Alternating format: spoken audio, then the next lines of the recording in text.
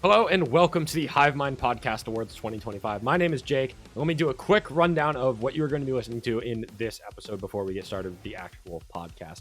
In this episode, part one of our 2025 award series, we will be going over 5 superlative awards and our headline topic being each of our top 5 songs of the year. In order, our superlative awards for this year are going to start with our most negative award, the IC Stars Award, newly renamed, previously known as the Solence Award, going to our least favorite or worst or something that annoyed us throughout the year of 2025 in terms of music. After that, we have 3 returning awards staying exactly the same as they were. The Talk to a Friend Award for our favorite lyric or verse or chorus of the year. We have the Hellfire Award for the best breakdown of the year. And then we have the Courtney LaPlante Award for the best feature of 2025. And our brand new award for this year is the Concrete Jungle Award. This award goes out to the best album opener or closer up to each of our choosing. And for our top songs of the year list, we'll be going in order from our number 5 to our number 4, number 3, number 2, and then finally each of our songs of the year, where we will do a recap of our top 10 songs of 2025, even though we will not be discussing each. That just about does it. Sit back, relax, and enjoy the first episode of the Hivemind Podcast 2025 Awards. Fellas, it is time. Awards, episode 1. For the first time in a few years, we have a new award that we are giving out in our Top 5 Songs episode. We have the brand new Concrete Jungle Award for the best album opener or closer of the year. An award that we've talked about in the past, an award that we are finally dishing out this year in replacement of our most disappointing album of the year award, which usually is in part 2. We are getting rid of that award for this year. We felt it kind of overlapped with the now renamed IC Stars Award, which is exactly where we are going to be starting this episode off with. Not going to waste any more time. Each of us are going to be saying our runner-up and our winner for each of the awards. And my runner-up for the IC Stars Award, and honestly, both of my picks, they don't go to songs that are necessarily like my least favorite songs that I like despise. These are just songs that pissed me off for one reason or another. So my winner, my runner-up for the IC Stars Award goes to Kawaii by Baby Metal for absolutely vibe-killing a top 10 album of the year contender. Nah, that song's a banger. I gotta disagree heavy with you there. Top 3 on the album. The reason why it doesn't win the award is because at least it has some seconds of the song that are redeemable. Not most of it. There are some redeemable seconds on that song, even though it completely ruined my experience of that album. The winner for the IC Stars Award of 2025, the brand new, renamed, it goes to Pop Evil and their song Knife for the Butcher. It's time to go. Repent for the things you did, or just bleed from the sands on your skin. And another knife to the butcher. So I actually thought Pop Evil's album this year was actually pretty good. There's a couple songs on there that I really like, Deathwalk being my favorite song on the album. And I was adding every song from this album into my playlist. Like, these are inoffensive, good, just radio rock songs. I would listen to these again. And then I hit Knife for the Butcher. And when I listen to a band like Pop Evil or Through Fire or Shinedown, those sorts of bands, I'm expecting like just radio rock, Bad rock. When I want to listen to Imagine Dragons, that's where I go for pop radio. I don't go to a Pop Evil album to get an imitation of Imagine Dragons. And that's what this song feels like to me. It is so uninspired and bland, and it just pissed me off because I was enjoying this album. And then I get to this and I'm like, I'll admit, I like some Imagine Dragons songs. I understand why they are one of the most hated bands of the modern era of music. They have put out some hot garbage, but they've also put out some good songs. If you're going to try and imitate Imagine Dragons for a song, can you at least pick one of the good ones? Come on, man. Yeah, this sucks. It just sucks.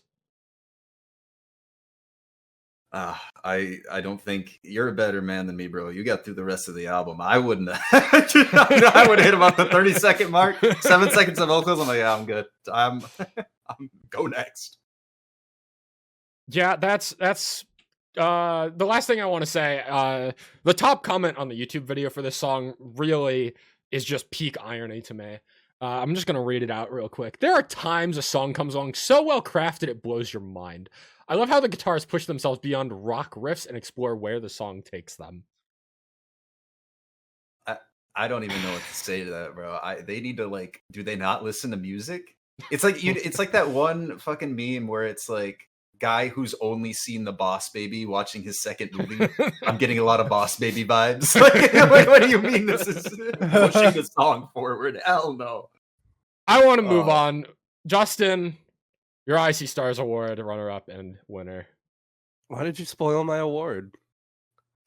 It's Icy Stars with their song The Wheel.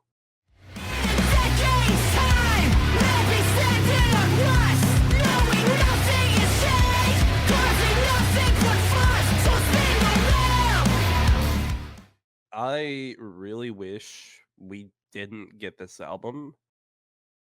If we got something from Icy Stars, I wish it was Treehouse era, because this is not anything. It's so lifeless. Yeah, that's actually egregious. It's not the last time this band will be mentioned for this award. Hence why Spoiler it alert. got renamed. Yeah.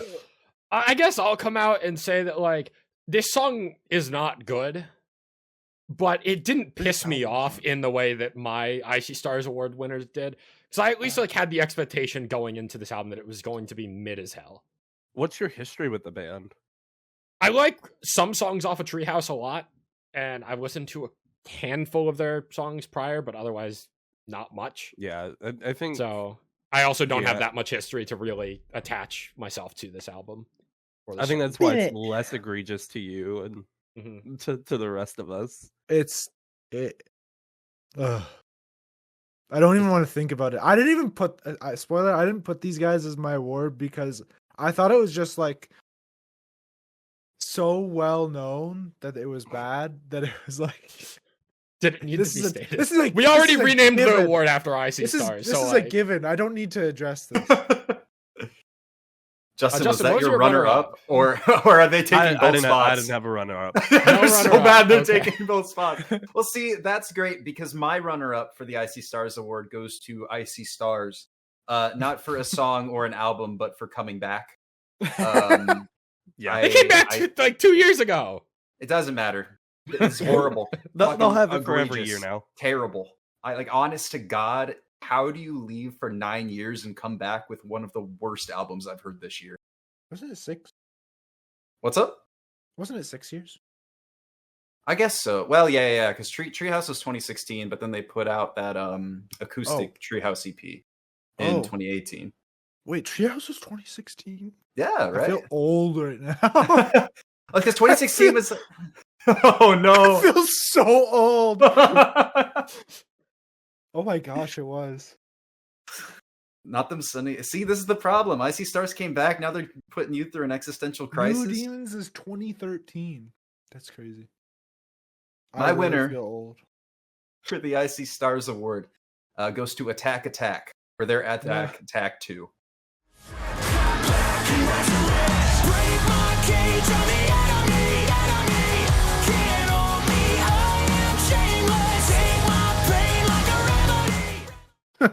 This is genuinely the worst collection of songs I have heard in my entire life.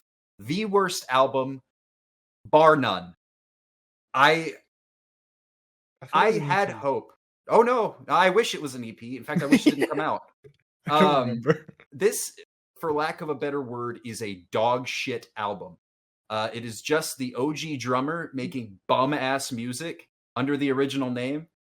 And it wants to be fun, but it tries too hard to be fun to the point where it becomes unenjoyable. There's a lot of times where fans of bands will complain about the band, and then it's like unjustified. This is justified, and they put out a song mocking the fans for thinking that, and that song was unlistenable horseshit.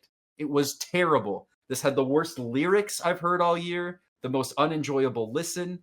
I said it before, I'll say it again. The only listenable song on here is Big Booty Britches. And it's because I can turn my brain off just enough to be able to enjoy the melody. I cannot in good conscience, turn my brain off for the rest of this album. I wish I could, so I didn't have to listen to it, didn't have to hear it. It's got the fucking Will Ramos feature, whose only redeeming quality is making like weird animal noises. He adds nothing to the song. Terrible features, terrible album, the single worst I have heard in my entire life. Disband and give up.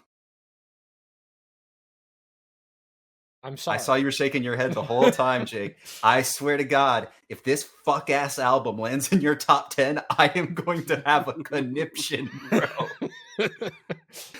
No. Don't do it to me. I can tell you that Jump Jump made my Wrapped. Oh, As no. in, it made the playlist, not like a story.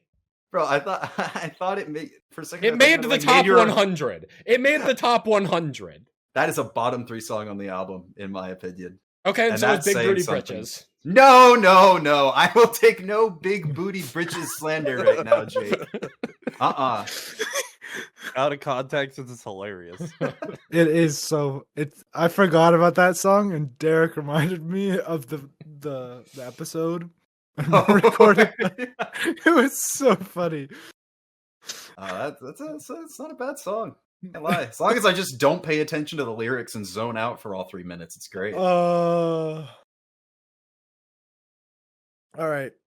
My runner-up for the Icy Stars Award goes to Valkyrie and Jacksepticeye. Oh, I forgot about that. Oh no. No, this is a good You know one. what This is a really, good one. really annoys me about that, and I know I'm not supposed to explain myself in this part, but I really have to, is George Lever, the producer of Sleep Token's first 2 albums, produced that song. Nah. Eh, Tangentially, are these the biggest, like including bands, are these the biggest names we've ever mentioned on this podcast? I think so.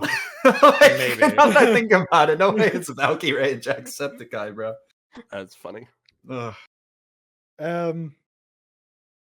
Yeah, my winner for the Icy Stars Award worst lyric goes to Dayseeker with their song Creature in the Black Night. Bite your neck, I want it bad. Blood into a diamond with a single touch. Fuck me in your dreams like you can't escape it. Let me just read the pre-chorus of this song for you. F me in your dreams like you can't escape it. I can make a scene when I feel degraded. Bullet through my heart when I feel you break it. I feel you break it. Terrible. It's fine. It's fine. It's fine. I'm throwing an unnecessarily trying- horny flag on the play. It is, yeah. that is the problem. It is. I feel like it's trying to be like a Sleep Token song, but it's like not cryptic enough, and it just ruins the whole vibe. And it's like it's just really cringe in my opinion. It is. No, you're valid. I support your Icy Stars Award. I think if I had to have like a number 3, it would have been one of like maybe 4 Dayseeker lyrics from this year, honestly. Yeah. And I could read verse 2 as well. There's bite your neck, I want it bad. Blood into a diamond with a single touch. Bite your neck, I want it bad. Kill me, bro. Hell no. Yo, we're just taking songs from some of Jake's favorite albums of the year and just railing them. Hey, Icy Stars is down at the bottom. It's Hey, okay. You're not offending me with that one. Honorable mention. I know I'm cheating here by adding a third one. Honorable mention goes to Sleep Token Emergence. I got. Oh, what is the freaking lyric now? I'm freaking blanking on it. Oh, I got solar flares for your dead gods, space dust for your fuel rods. What the hell? I love am that line. so for real. That was in contention for best lyric verse chorus up until No. last week. No, That was on the dock up until last no. week. Which I think is a so- great segue It into is so the Talk to a Friend Award, which goes to our favorite lyric verse or chorus of 2025. And another switch up that we're going to do this year is we're switching up the order. So usually we do myself, Justin, Derek, Jacob, and we keep cycling that order. This year we're just going to change up the order a little bit, go out of order. So Justin, why don't you start us off with the Talk to a Friend award? Yeah, so my runner-up for this was Ladders on Tables, Cruel Men, Cowards, and Liars with Turn Against the Violent Sea, A Crush That Takes Our Breath Away, Save Your Breath to Keep Your Head Above the Water. I feel like this is cheating. What do you mean? Wasn't that a song that was released like years ago? That's the one B-side. That's actually it is the one one B-side. new Yeah. Okay, That's why I included it. I instead of stand the others. corrected. Flag on Yes. the play. The winner for this one was Outsider Hearts song Red Dress, which is their chorus. You've got a red dress, perfect for dying in. Because I'm so in love with the mess we made. I want to burn together through everything. We were born to die, so let's live forever. You've got a red dress, perfect for dying in. Because I'm so in love with the mess we made. I wanna burn. Yeah, so Outsider Heart are one of the bands that just can kind of come out of nowhere and still put out good music, and then just do whatever the fuck they want. They put out an EP this year. It's not one of my top EPs, but still have very consistent songs, and I think Red Dress is probably their best song in a while. I think it's probably my favorite song of theirs, honestly. It's up there for me as well. I showed a friend the song, and they got back to me a month later and be like, I have over 200 plays on this song, you fucker. I'm like, Over "Right, 200 right." is crazy, as I should Hell though. yeah. Crazy, yeah. But that's all I got, Derek. My runner-up for the Talk to a Friend award goes to the bridge in How Can the End Feel Like This by Chelsea Cutler. My fourth Chelsea Cutler nomination in 4 years, which feels like That's funny. she's like become the LeBron of my awards, effectively, because nobody else has even gotten 3. But my winner for the Talk to a Friend award goes to the chorus and post-chorus of Yikes by Dance Gavin Dance. Yikes.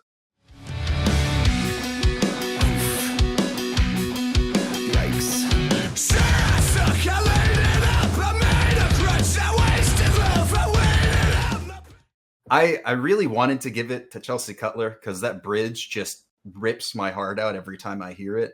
But this was like a very personal and depressing year for me. And to hear something like this from my favorite band of all time, really, it's a rare moment where John Mess actually gets fully introspective rather than just spitting nonsense. The chorus is, sure, I suck. I laid it up. I made a crunch. I wasted love. I waited up my painless numb, afraid of love and scared of us. Everything I did, I made it up. They ate it up. I'm not enough. I made it cut. We're not enough. I wasted us, ashamed of us. Everything I touch, it turns to dust. I played it dumb, then played it up. I'm not enough. I made it up. I ain't enough. I made it up. And then he says, and then I go pack that bowl. And there's a very large overarching theme from the album this is off of about, you know, substance abuse and pushing your thoughts to the side. But it was really one of those moments where when a lot has happened to you and when you've been through a lot at any given moment, how easy it is to remain introspective and think about it and reminisce on it for, you know, however long. And then instead of dealing with it, you just pick your substance of choice and don't deal with your problems and put them to the side instead and think, well, maybe it's time for another day. And I think for me, this song and this part in particular, with it being like more screamed than sad, like Chelsea Cutler's bridge was, that it helped on the other side of things really me to get through a lot of the varying emotions that I was feeling just because of the almost anger behind those unclean vocals. And of course it's John Mess. It's always great when it's John Mess for me, but yeah, it was a rare moment from a Dance Gavin Dance song that I felt that I could really connect to more so than any other part of any song this year. I don't. Other than like album of the year, I don't know if Dance Gavin Dance has won any superlatives for you before. I don't think so, actually. Now that you So mentioned that. Wow. That feels wrong. Yeah, that's what I was gonna say. That It feels doesn't wrong. feel right. Yeah. Well, if there's a song to deserve it, it'd be this one. It's my favorite off the album. Jacob. My Talk to a Friend award, best lyric goes, or runner up first, actually. Let's not get ahead of myself. Runner up goes to Michelle's song by 1,000 Below. And the winner for best lyric goes to Sleep Token with Gethsemane. I'm called upon the person to try to turn my salvation for you. Someone who didn't mind the push pull part of games. Someone who Basically, the whole beginning of the song, and Gethsemane, in the name, is like the place where Jesus prayed before the day before he was to be killed. So it's like a place of like agony, and naming a song that just I don't even have words. So it's like this is a song about agony, basically. I mean, it's and perfect for that album too. yes. So I'm gonna read the lyrics here. It's basically the beginning of the song, and it's very detailed. And but start of the song. I wanted you to know I've learned to live without it, and even though it's colder now, I no longer feel surrounded. And you never listened to me, and that's the thing I tell the others. You were my Harley Quinn bride. I was your undercover lover, but no, you never saw me naked. You wouldn't even touch me, except if you were wasted. But you were trying your best, and that's the thing I tell the others. I was your robot companion. You were my favorite color. And I'm caught up on the person I tried to turn myself into for you. That line in specific is like, gut punch. Someone who didn't mind the push-pull parlor games. Someone who wasn't always crying on the journey back. Someone who didn't feel the low blows either way. Thought I was waiting for you, when all along it was you with the countdown kill switch, and it was me with the blindfold on. And I could go on. There's more lyrics in this song, like the post-chorus. He layers "Do you want to hurt me?" with "Do you want to love me?" And you can hear both of those at the same time, and it's just magnificent, honestly.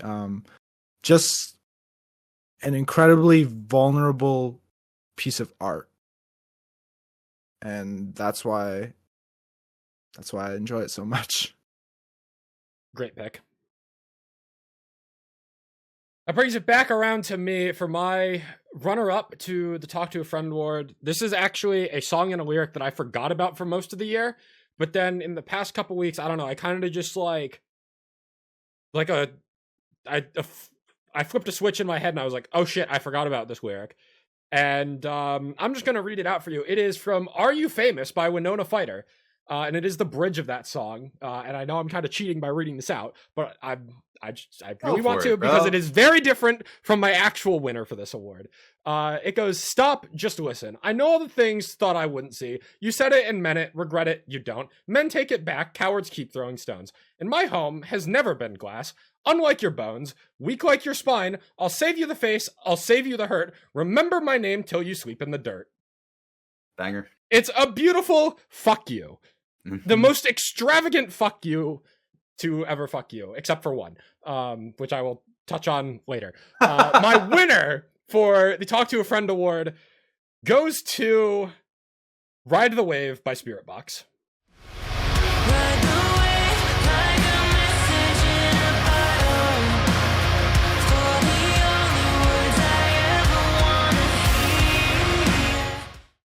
So for me, this chorus, it's just one of the most beautiful things I've heard all year. Courtney's vocal delivery on the entire chorus, it is airy and atmospheric and melancholic, and like in one sense it's like a hopeful melancholic as well, but also depressing at the same time. There's so many layers to the lyricism and the vocal delivery here. And even though I don't fully understand all the metaphors and hidden meanings that are going on here, at a surface level, I can tell that there is a deep meaning behind the idea of riding the wave like a message in a bottle, of just being lost and aimless, and in another sense, drowning in your own thoughts. Like the for the only words I ever want to hear, I will wait with the syllables I swallow. I just realized I haven't actually read out the entire lyrics for you guys here, so let me do that real quick. The chorus goes, and specifically the second chorus where there's like a second half to it. Ride the wave like a message in a bottle, for the only words I ever want to hear. I will wait with the syllables I swallow, bitter taste until they disappear. I try to tell myself those words are for someone else, a delusion I feel so clear. My heart corrodes itself, a vessel I can't compel, to break open when you pull me near. It's just beautiful, and from the moment I first heard this song, and my first listen of Tsunami Sea, this was the one song that immediately stood out to me as just a phenomenal song. Lyrically, instrumentally, just what I was waiting for across that album after a somewhat underwhelming first listen on that album. And I guess as the cherry on top to all of this, I saw Spirit Box last night, and Ride the Wave was the closer to their set. Ooh. And to end my 2025 on hearing some of my favorite lyrics of the year in a giant theater, it's one of the closest moments I've ever been to shedding tears at a concert, hearing that chorus live. Yeah, it's just a beautiful song, and yeah, some of my favorite lyrics I've heard all year. So that takes us to our next award. We've got 3 more to go. Up next, we have the To the Hellfire Award for Best Breakdown of the Year. Derek, get started with this one. Absolutely. So my runner-up for the To the Hellfire Award is the breakdown in Gore of Being by Era. I considered this actually. It was up there with a couple others, but I ended up picking it just because it had the most staying power, like overall as a song, for me out of any of the ones that I listened to. Besides my winner, which is the final breakdown in I Don't Belong Anywhere by Dying Wish.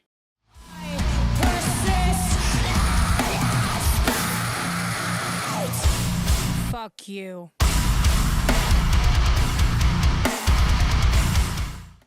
It's so dumb, but simple and effective. I think one of Dying Wish's greatest strengths is the way in which they describe just how like spiteful and like how less of a fuck they give.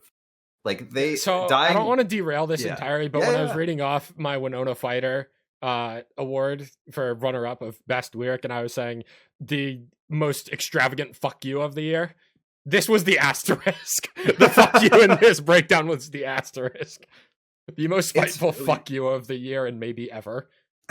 It really is. Like even like the preceding line, like I exist out of spite, just screamed into the most nonchalant fuck you. Like it really, once you get used to it, you have to like mouth it. You turn the volume up, mouth it along, and when they say fuck you, just like hold out 2 middle fingers. It's like an immersive 4D experience. It really enhances listening.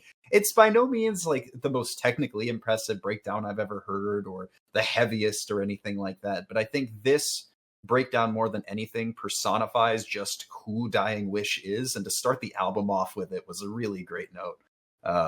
It stuck with, I think this was a generally underwhelming year in terms of the number of good breakdowns that we got. I thought it was kind of hard to choose, but I think this is one that just by virtue of how kind of unique it was and also distinct to Dying Wish's brand and identity, I felt that it was the best choice for breakdown of the year. As as I think is kind of obvious, this was also in consideration for me. Yeah. I've listened to this Dying Wish song more than every other Dying Wish song that I've heard combined. So Well, you know what, valid. It's really good. this song just Still keeps creeping up higher and higher in my best of 2025 playlist. It's like approaching top 40 at this point, which I never would have expected for a Dying Wish song. Right? See, Jake, it's the transformation. You're getting heavier. It's one song. It's Justin who's getting heavier this year. True. That is true. Justin did get, man, everybody's. That's why you're saving best for last for this award, Yeah. baby. Yeah. Let's go. Jacob. Keep the strain going. That's my runner-up for best breakdown goes to Sleep Token with Caramel.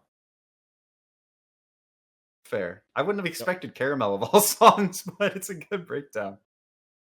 And my winner, my non-biased opinion, goes to my buddy Onesimus with his song Asosa.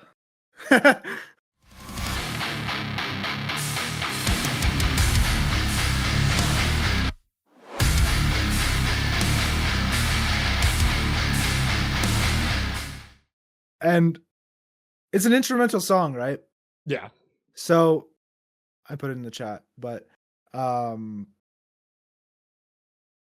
I really love the effect that the pause has, and there's a few songs that have it. Like I'm thinking of like Phineas White Livered. I can't think of any. There's probably another example, but that's the one that comes to mind. And the effect that it has, I don't know why, it just draws me in. It's just like,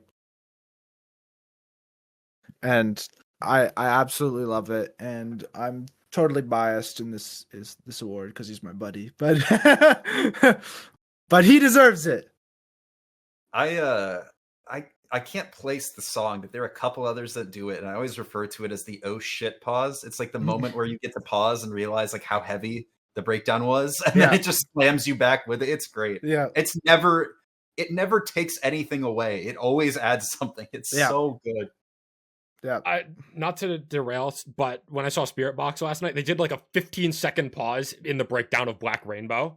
Oh jeez. It was the suspense and tension was disgusting.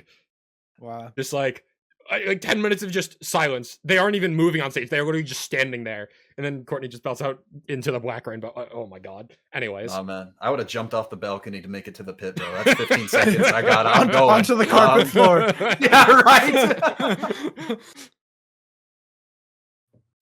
All right, my turn for to the Hellfire Award. All right. So there were actually a lot of breakdowns in consideration for me this year. There wasn't really a clear standout, but there was like a good pool of really solid breakdowns. But what I narrowed it down to, where my number 3 honorable mention was Dying Wish, I Don't Belong Anywhere, as mentioned with Derek's pick. My runner-up goes to Dead 7 with their song Blur. The breakdown at the end of that song that goes, hell is loving long enough not to die young, into like a Wage War Death Row type breakdown. Super sick, super underrated band. My winner for breakdown of the year goes to God-Fearing Man by Imminence. Nice. I won't be afraid. I am the weight of the world that has fallen in slave.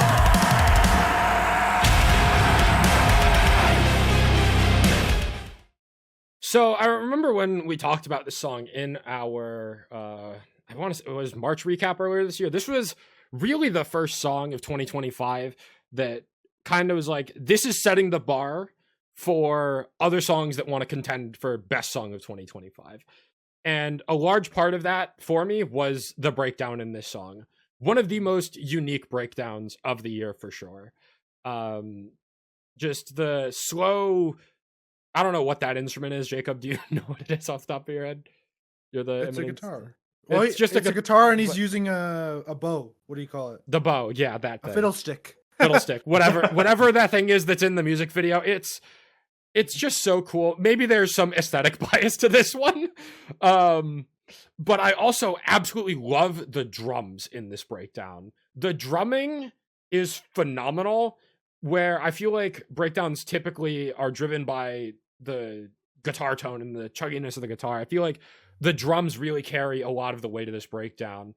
And then also Eddie's delivery on the "I am the weight of the world that has fallen astray" is just belting with anger and just, yeah, this is my breakdown of the year.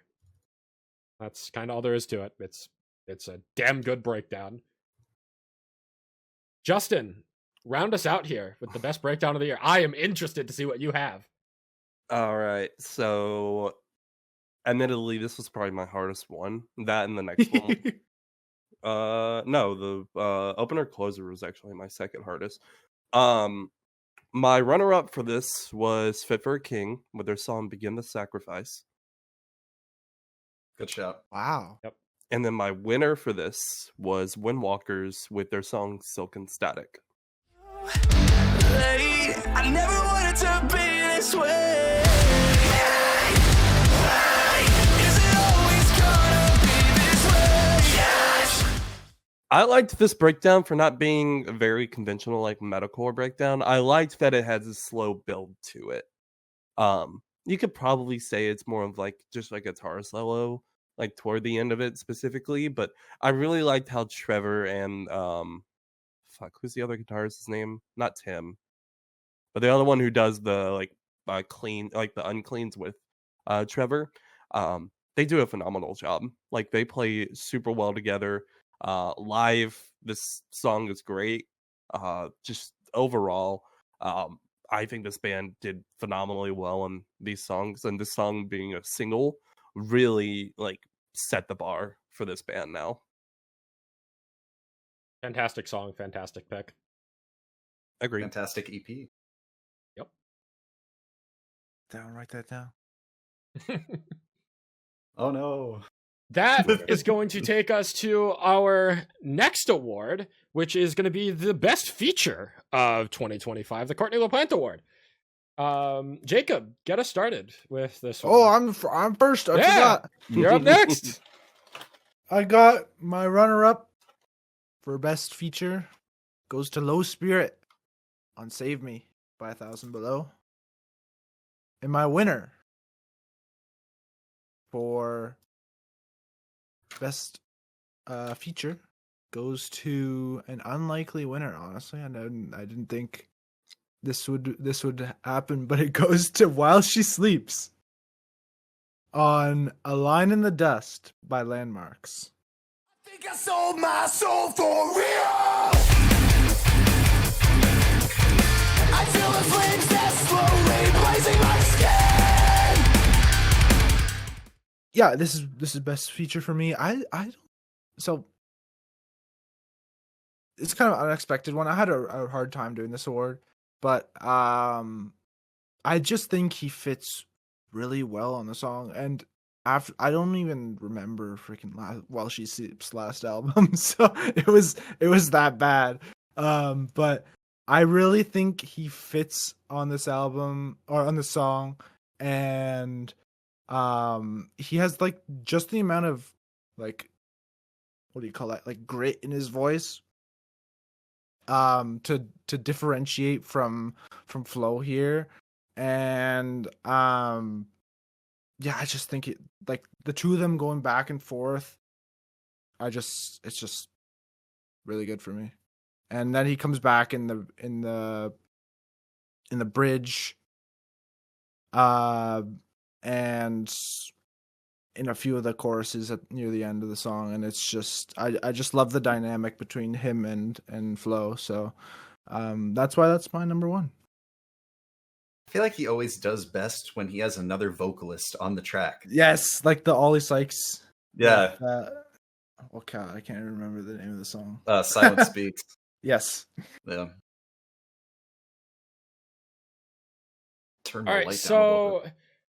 feature of the year was one of the hardest yet also easiest awards for me to narrow down. And by hardest, I mean that there has never been more features in contention for this award than there was this year. For reference, last year there were 2 songs with features, or actually no, last year there were 4 songs with features in my top 10. Technically only 3.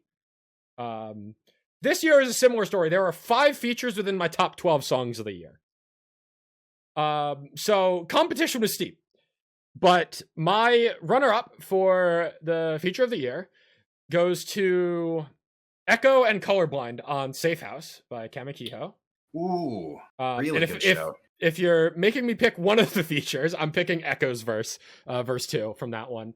But my winner of the Courtney LaPlante Award fittingly goes to Poppy, Amy Lee, and Courtney LaPlante of Spirit Box collabing on End of You.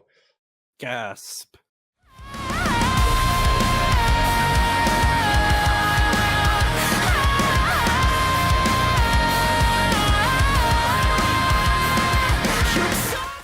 Who could have seen this Wow. I coming? could have seen this coming. But if you're asking me to pick one of them, and not because there are multiple features on here, if you're asking me to pick, I think Amy Lee is the star of the show here, and I would give it to Amy Lee ahead of Courtney on this song. I think it's more of a collaborative song. You can get it to all three. Yeah, I'm giving it to all three. But if you're making me pick one, I'm just saying. Amy Lee just sounds angelic on this song. Just the vocal delivery on the chorus, the notes that she hits in the final chorus of just like the whoa, and just the way that all three of these women intertwine their vocals, the way that Poppy and Courtney layer and transition into the breakdown, the way that all three of them harmonize in the final chorus. Just, this is definitively, I think, the most defining feature of 2025 for the genre, regardless of your opinions on any of these bands. Like Evanescence are well past their peak at this point.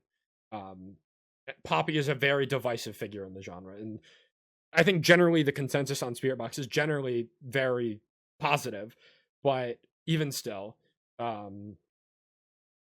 I think this is going to be not just a definitive feature, but a definitive song of the 2020s, just due to the name value of the three artists working together here. I can't believe it's already almost at 20 million plays. It's crazy. It's absurd. I'm one of those plays. I'm approximately 3 of those plays.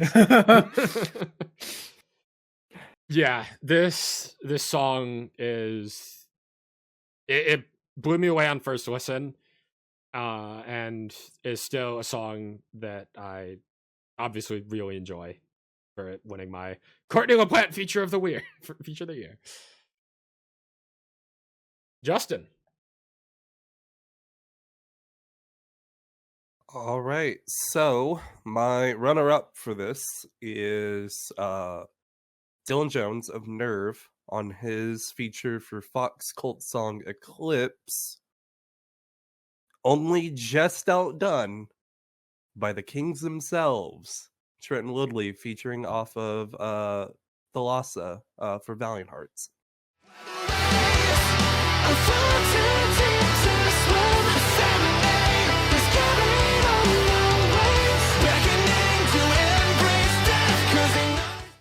Now, which feature of the year was more obvious? Was it my pick, or is it Trenton Both- Woodley? both. And... Both. Which one's Yeah, more? I mean, that's like, that's just 2 back-to-back air balls, bro. It's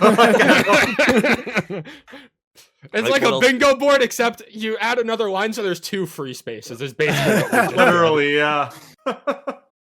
Gosh, there is no, like, similar to like what Jake was saying, like there are no more perfect vocal dynamics that go more well together than Trenton and Tom.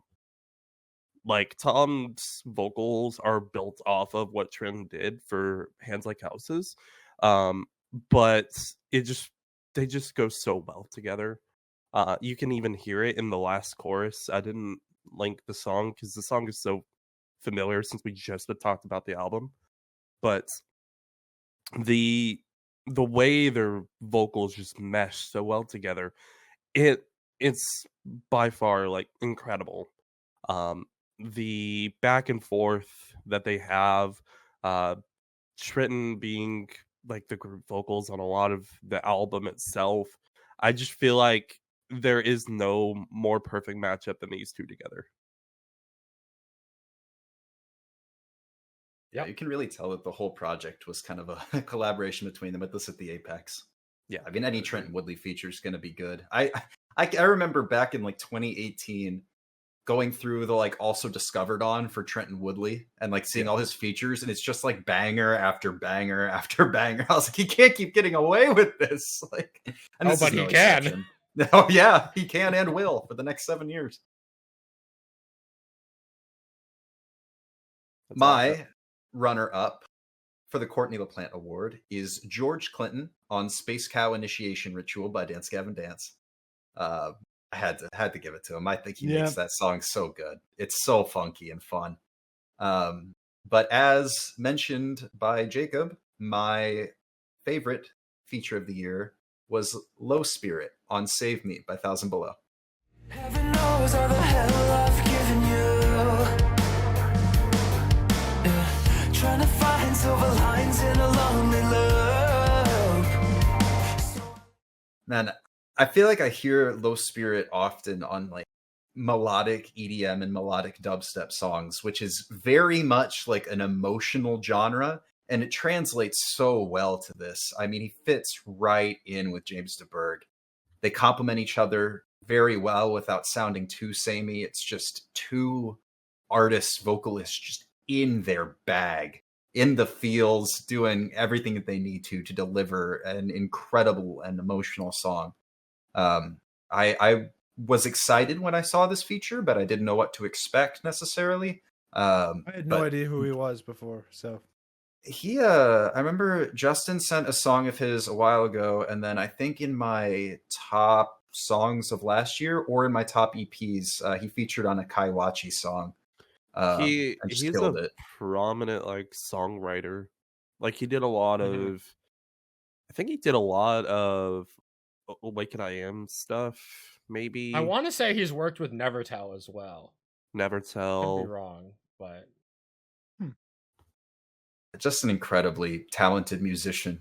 Fit perfectly in here. I honest to God, I can't think of anybody else. Maybe it's just because I'm so used to the song at this point and have it as my feature of the year, but I don't think that there's anybody else that could have nailed that emotional, slightly rough tone in the same way that he does.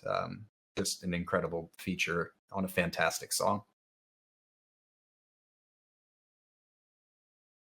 Jacob, is there anything you wanted to add since it was your runner-up? you kind of already mentioned it, but like I just love the back and forth and like how he like it's not echoing, but he adds like little vocal pieces in especially in the bridge and in some of the choruses he adds like or but yeah, I think the bridge is the best example. And just like when James goes, I just needed someone to save me, and then he says, oh, I needed someone, and it's just throughout the song and it's produced very well. Oh yeah, it's the way a feature should be. It's not just one verse. It's a Yep. kind of a duo dynamic. Every single feature that does that always turns out to be good. I don't understand why. I guess maybe the going rates are what gets some people. It's like, yeah, you get one verse. Good luck, buddy. But no, I thought this was fantastic.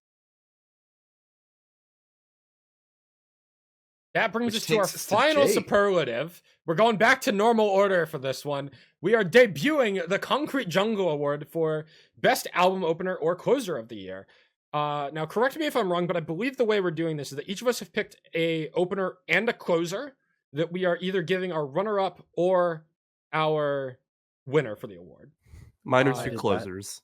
Okay, fair enough. I have done one closer for my runner-up and one album opener for my award winner, because generally I found album openers to be far superior to album closers this year. In fact, if I look at my current top 10 albums of the year, I would say that there's only one, maybe two closers in there that I'm really passionate about, which is, I think, the lowest ratio that has ever been for me when it comes to album closers. But album openers, on the other hand, there's some heat. My runner-up is going to go to one of the most memorable album closers of the year for me. It is going to go to Sympathy Symphony by Hot Milk. A beautiful slow build of a song. Probably not the last time we're talking about it. Gasp. Gasp, yeah. My winner for this award might be a bit of a surprise, though. There were a lot of album openers high up in some of my favorite songs of the year. And while this isn't necessarily my favorite song that happens to be an album opener, I think this song does the job of opening the album the best of the ones that were in contention. I'm giving my Concrete Jungle Award to Elegy by Architects.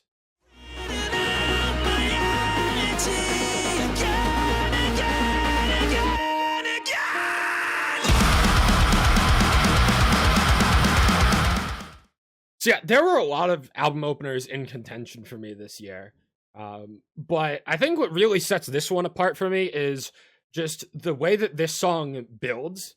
I love the way that this builds. I still wish that the first drop was more of an EDM drop instead of just a metalcore riff. That would have really ascended it to like a clear front runner for this award. But even still, this was a song that had a ton of longevity with me throughout the year.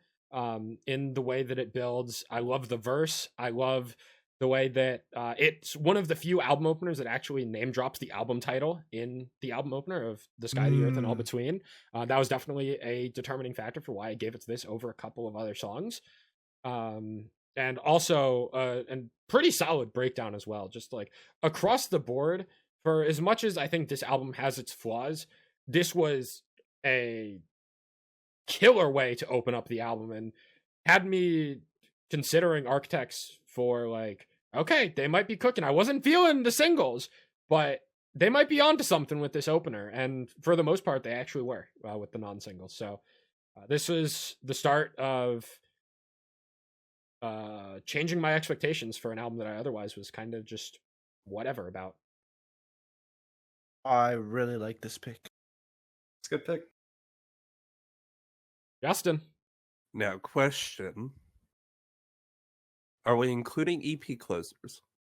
Yeah, why not? Oh, wow. Okay. Cool. Absolutely. Cool. So no last. And your runner-up is Silk and Static. No. My runner-up for this is actually the closer from Varga's album, The Changing of Tides, titled What I'll Never Know. My winner for this was Jamie Elsewhere's song Alchemical. Chemical, I feel the changing wind. It's time to end and to begin. There's something in the water. So I actually originally had Never Tells Ever After listed on here, like literally days before adjusting this. And then I went back to a couple albums and closers. I went back, and something just stuck with me with this EP. Just how Aaron Paul's vocals fits really well with a kind of a fast, kind of rock, almost metal sound. This EP, similar to Valiant Hearts, which we talked about last recap episode, has the alchemist kind of like transmutation type lyricism to it, and I really like how this song ends with "There's something in the water," and I feel like that helps perfectly loop into the opener for the EP, which I can't remember off the top of my head, but I think it's really good. Like this EP was great. It's not, unfortunately, a part of my top 5 EPs, just because there's so many good EPs. But I feel like if I had to give it to something that cleared the bar as far as like album opener and closer, I would say I'd give it this. Derek, Solid pick. you're up next. So my runner-up is an opener, and it is Animal Surgery by Dance Gavin Dane. I had to put it somewhere, man. It's the best song on the album. It's one of 3 that could be my favorite on any given day, honestly. I made it no secret how much I love that album. Anyway, my winner for Concrete Jungle Award goes to War Crimes by Hail the Sun. Children Torn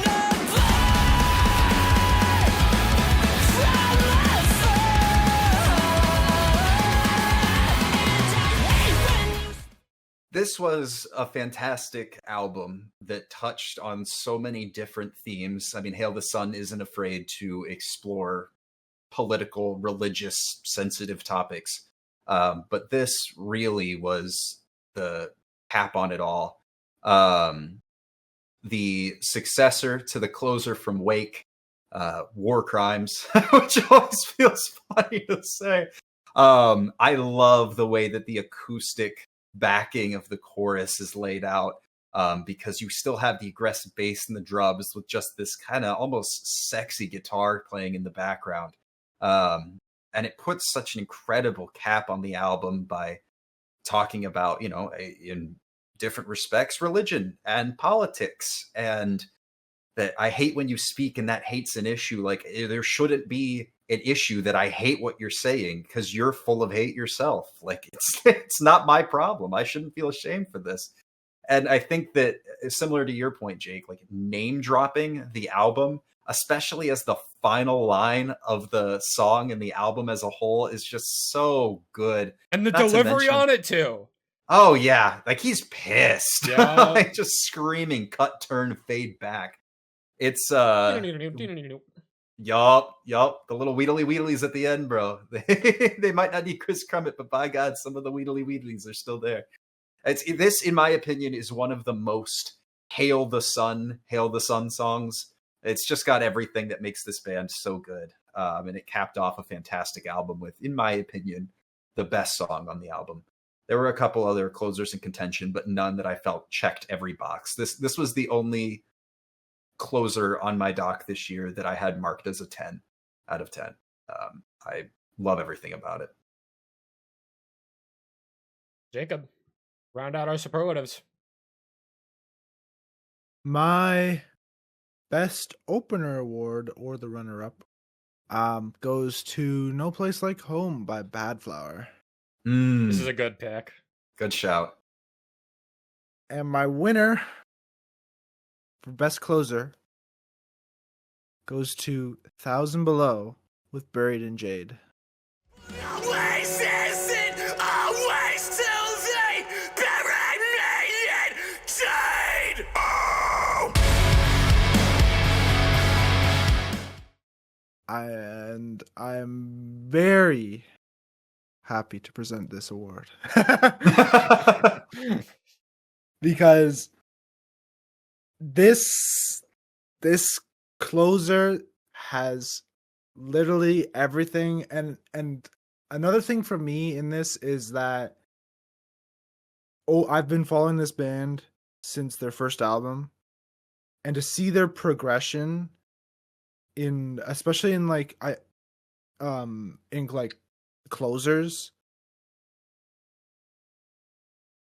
this is a step above everything they've put out in terms of closers, and you can really see the effort and dedication they put into this song, and also the pure raw emotion that is just showcased here.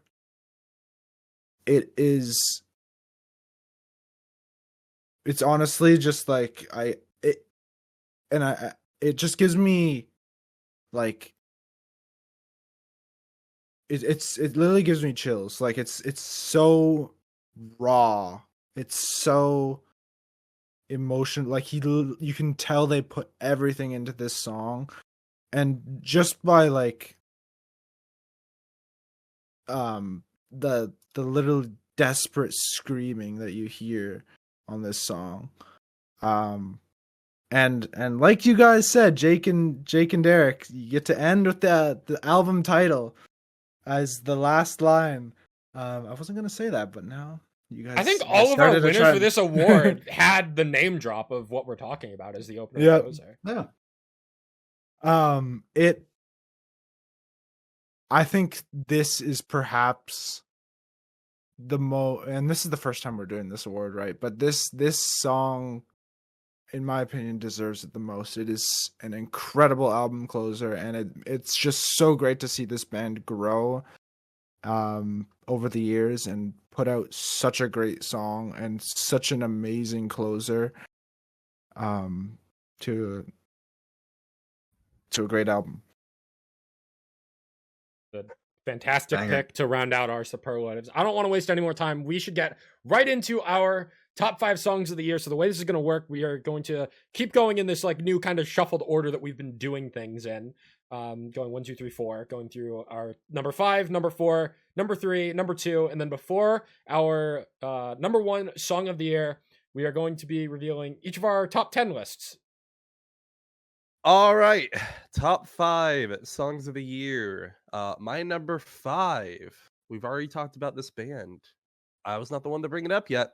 1,000 Below with their song "The Quiet and Cold."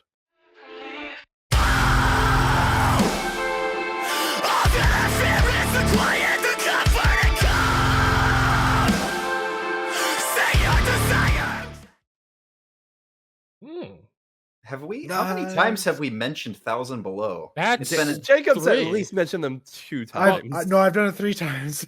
I've done it once. So This that's is a the 5th time. mention for 1,000 Below. It This is is a not bit of the a 1,000 last Below in our sweep. Not superlative. gonna be the- Domination. This is a bit of a 1,000 Below sweep in 2025. Right? I think this is like one of 1,000 Below's best songs, in my opinion. Just it's got everything you would want in a 1,000 Below song. It's got the slow cleans. It's got the fast-paced instrumentation. It's got his uncleans. It's just got such a good blend that it's very much almost like a very good entry point into this band.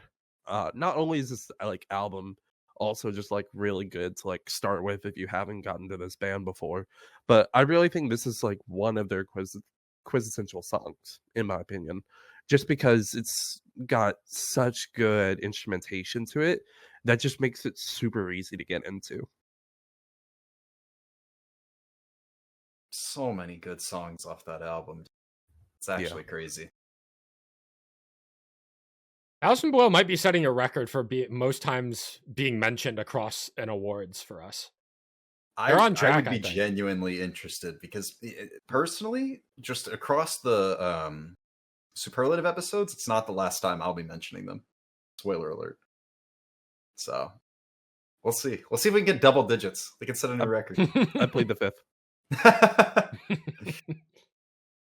Derek. My number 5 song of the year is Velvet by Say 6 featuring Jaden.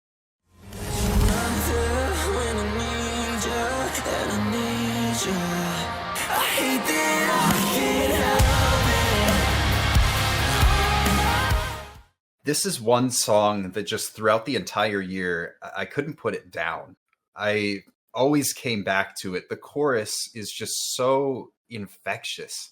It's never at any point something that's any sort of like lyrical masterpiece, but just the way, even with the short verses, the short chorus, I mean, even the first chorus is, I hate that I can't help it. I'm in love with Velvet. And that's it. But it's so well executed with the way that the guitars slide down and that almost crashing of sound after the mellow, almost grungy intro.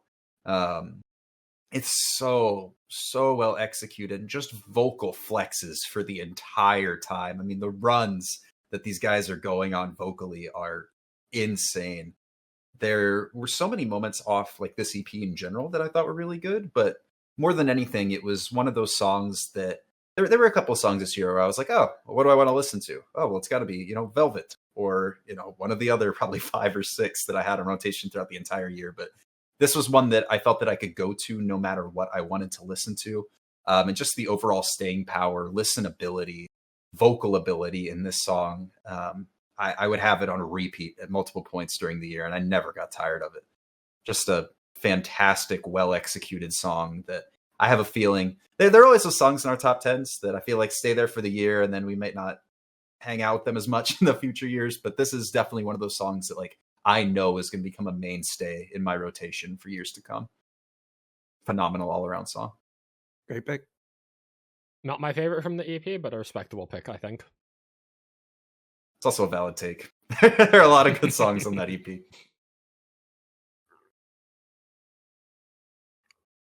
My number 5 song of 2025 goes to Landmarks with their song Blood Red.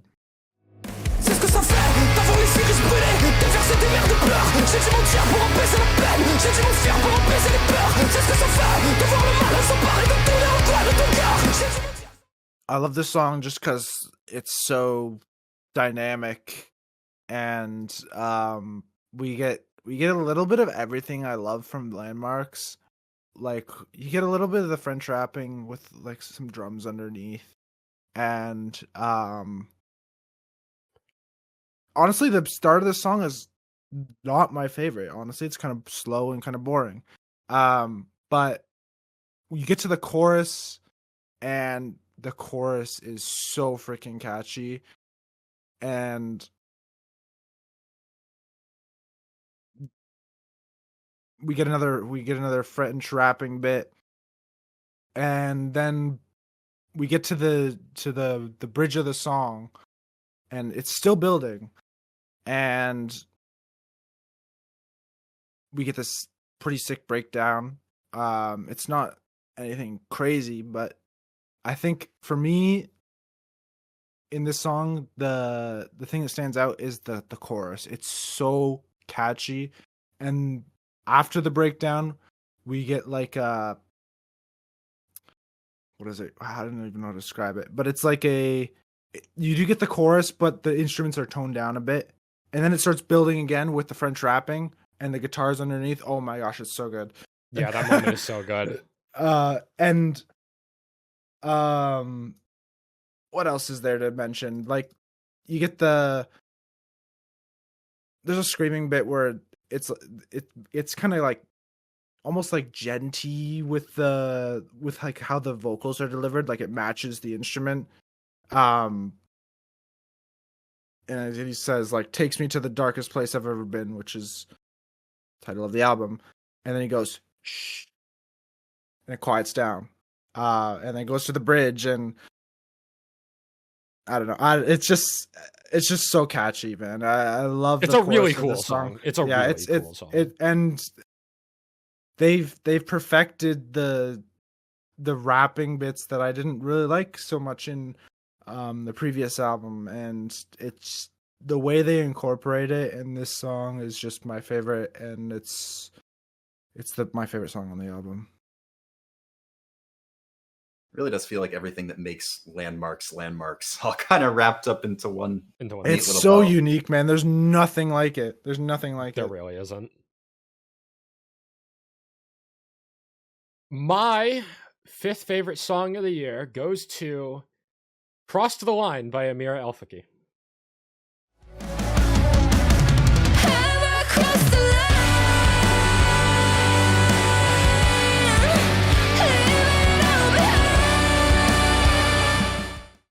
So I remember my first time listening to this EP was actually in the car, which is very rare for me. Because most of the time, opposite of me. Just like midnight hits on Friday night, and I spend an hour and a half listening to most of the new music that comes out on a given day. But the day that this came out, there was an absurd amount of new music, and this was one of the things that I ended up putting off, as it was a shorter EP. I wanted to get through all the albums first and then do all the EPs. And I was going to an indie movie fest with my dad that night. And on the drive home was my first listen to this EP.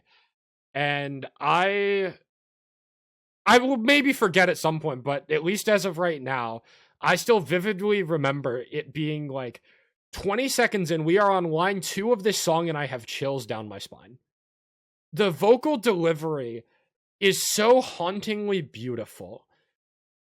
And it's really just the essence of this entire song. Lyrically, it's a fairly simple song, all things considered. It's where is it on my fucking doc here? Have I crossed the line? Leave it all behind. Leave it where I left you. Have I crossed the line? That's the chorus. That's all it is. It's not much. But Amira's vocal delivery in the verses and the chorus, just that extended note on "Have I Crossed the Line," it's so beautiful. I feel like generally the songs that have the most longest lasting impact for me are ones that have a bit more of an emotional substance to them. And how I quantify that are songs that go in my Down the Rabbit Hole playlist. And this is one of a handful of songs in my top 20 that are in that playlist. And, this is actually not the highest ranked song from that playlist in my top 5. This is, I feel like, the most definitive of what that playlist sort of defines and the energy of that playlist. And when I am in one of those moods to connect with those sorts of feelings of I'm just not having a good night, this is one of the first songs that I would go to all year. A comforting, sad song. And yeah, as I said, it really just comes down to the beautiful vocal delivery on top of the piano and keyboard elements that are layered throughout this song.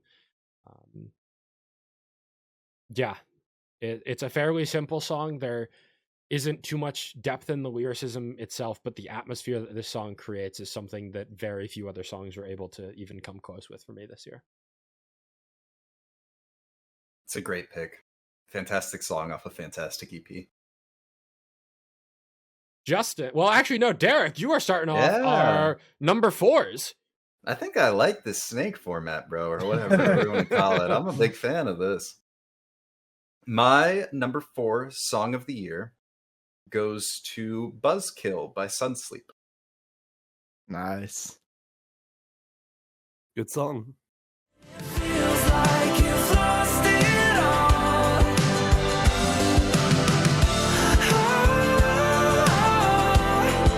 And then I go inside. I think the entire album that this is off of is a fantastic story of just relationships in general and how they can become toxic or fall apart and the reflections that you do after the fact. But I think that of all of some of the more reflective lines on the album as a whole, this one in particular is just really heady in the best possible way. I didn't realize until I had the context of the album, but it really is just an entire song dedicated to the fact that, like, these people or an individual that are now out of his life are just a straight up buzzkill.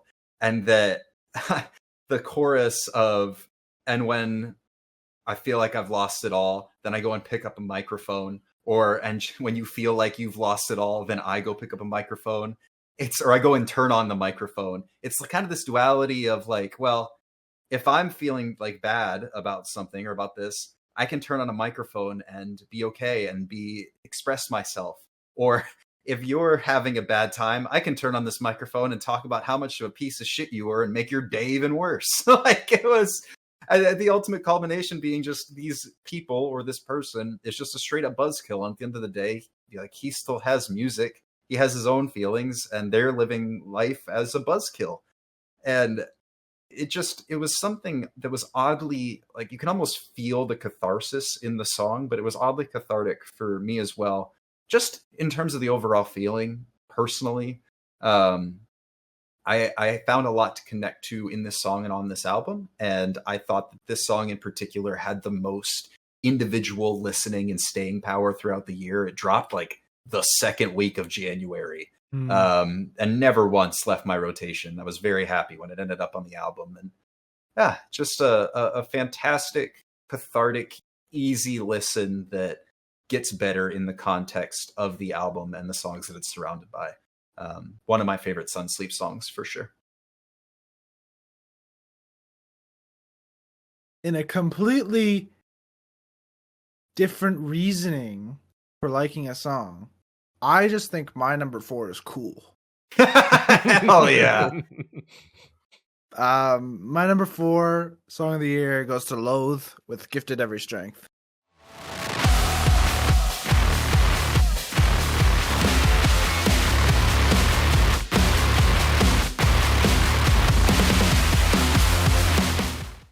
I figured this would end up somewhere.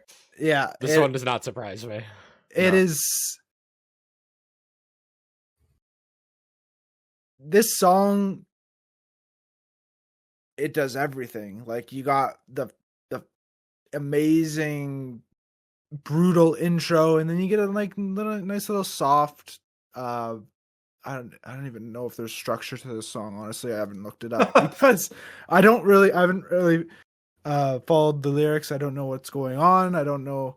I literally just think this song is cool because of how dynamic and how it progresses. Like, there's a 2-minute guitar solo for the last 2 minutes of the song. It is an experience listening to this song, and it's not that complicated for me. It's just really cool. Doesn't have to be complicated. Hell No, no. Their This is a really songwriting cool song. and song structures might be complicated. The reasoning behind why you enjoy it does not. no. Real.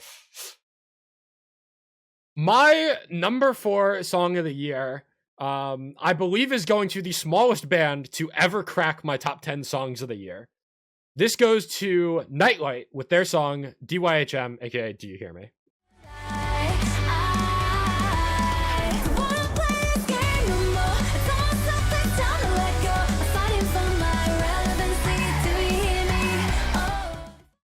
So there have been a number of small bands to crack my top 10 songs of the year. Letters Sent Home last year is a great example, though they've grown quite a bit since the release of their debut album. Phantom Elite in 2023 also being very much a hidden gem. At the time that this song dropped, at the start of this year, I didn't even know Nightlight were a band. It was only when their song What If I'm the Devil, featuring Future Static, released in April, and then the EP came out shortly thereafter, that I was enlightened by this song.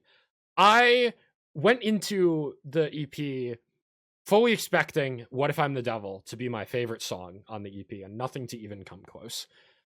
And then I hear this song, and from the moment I first heard it, I was like telling myself, like, no, What If I'm the Devil is my favorite song, but like, actually though, I thought What If I'm the Devil was so good that there was no way they could top it.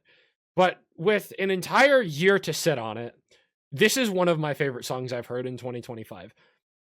I would argue the best use of electronics of any song that I've listened to this year. There were a lot of great uses of electronics throughout 2025. Like Justin mentioned earlier with Silk and Static by Windwalkers, phenomenal use of electronics in the song.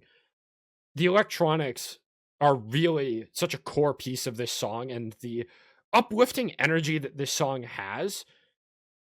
And I also just love all of the vocal delivery. There's a little bit of spite in some of the lyrics and the vocal delivery, but there's also some like hope and being like ready to move on.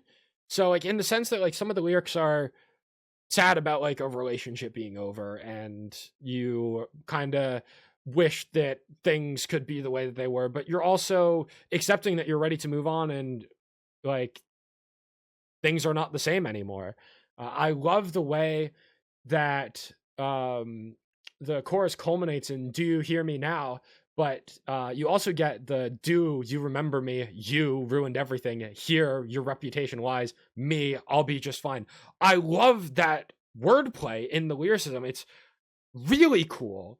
And then to cap off this song, the build that this song has for the final minute of the song or so, I want to call it a crescendo. I'm not enough of a music nerd to know if that's actually the proper term for it, but just the crash at the end of this song of just the O's and the delivery on I'll give you needles and scissors, but you can never take my heart. So won't you slash me like killers? Go on and take all the best parts. I'll give you needles and scissors, but you can never take my heart.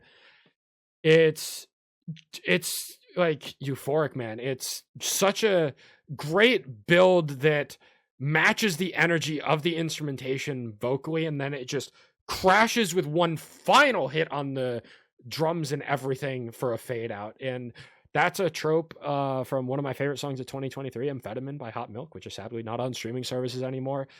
And in that sense, I feel like this song kind of fills that same hole in my heart that Amphetamine I can only listen to off of my CD at this point. Yeah, Nightlight, I think, should be one of the fastest rising talents in Australia off the strength of this EP and the couple of other songs that they have dropped in 2025. We haven't discussed them due to there just being so many other releases coming out. But Nightlight, I think, are absolutely poised for a bright future, and this song is the brightest star that they have so far.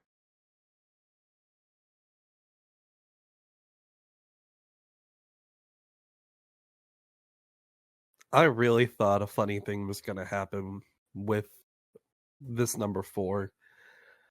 My number 4 is Sunsleep, A Place That We Call Home.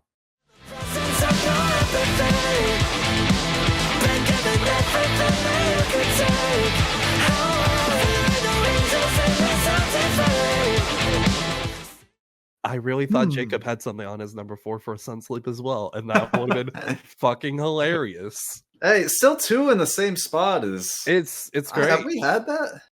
I These are feel like- songs. Yeah, I feel like Talk for to a couple Friend. years. Talk to a Friend is probably the closest we've ever been. Salt. I don't know where you guys had that, No. I don't don't know. think so.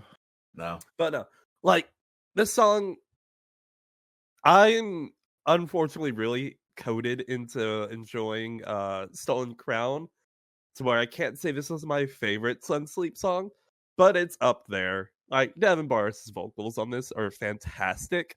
The chorus, oh look at what we've done, love. We've just gone and fucked it up, broken down walls that hold you, that held you up, tearing apart the world. You know, it's a place that we call home. That chorus is great.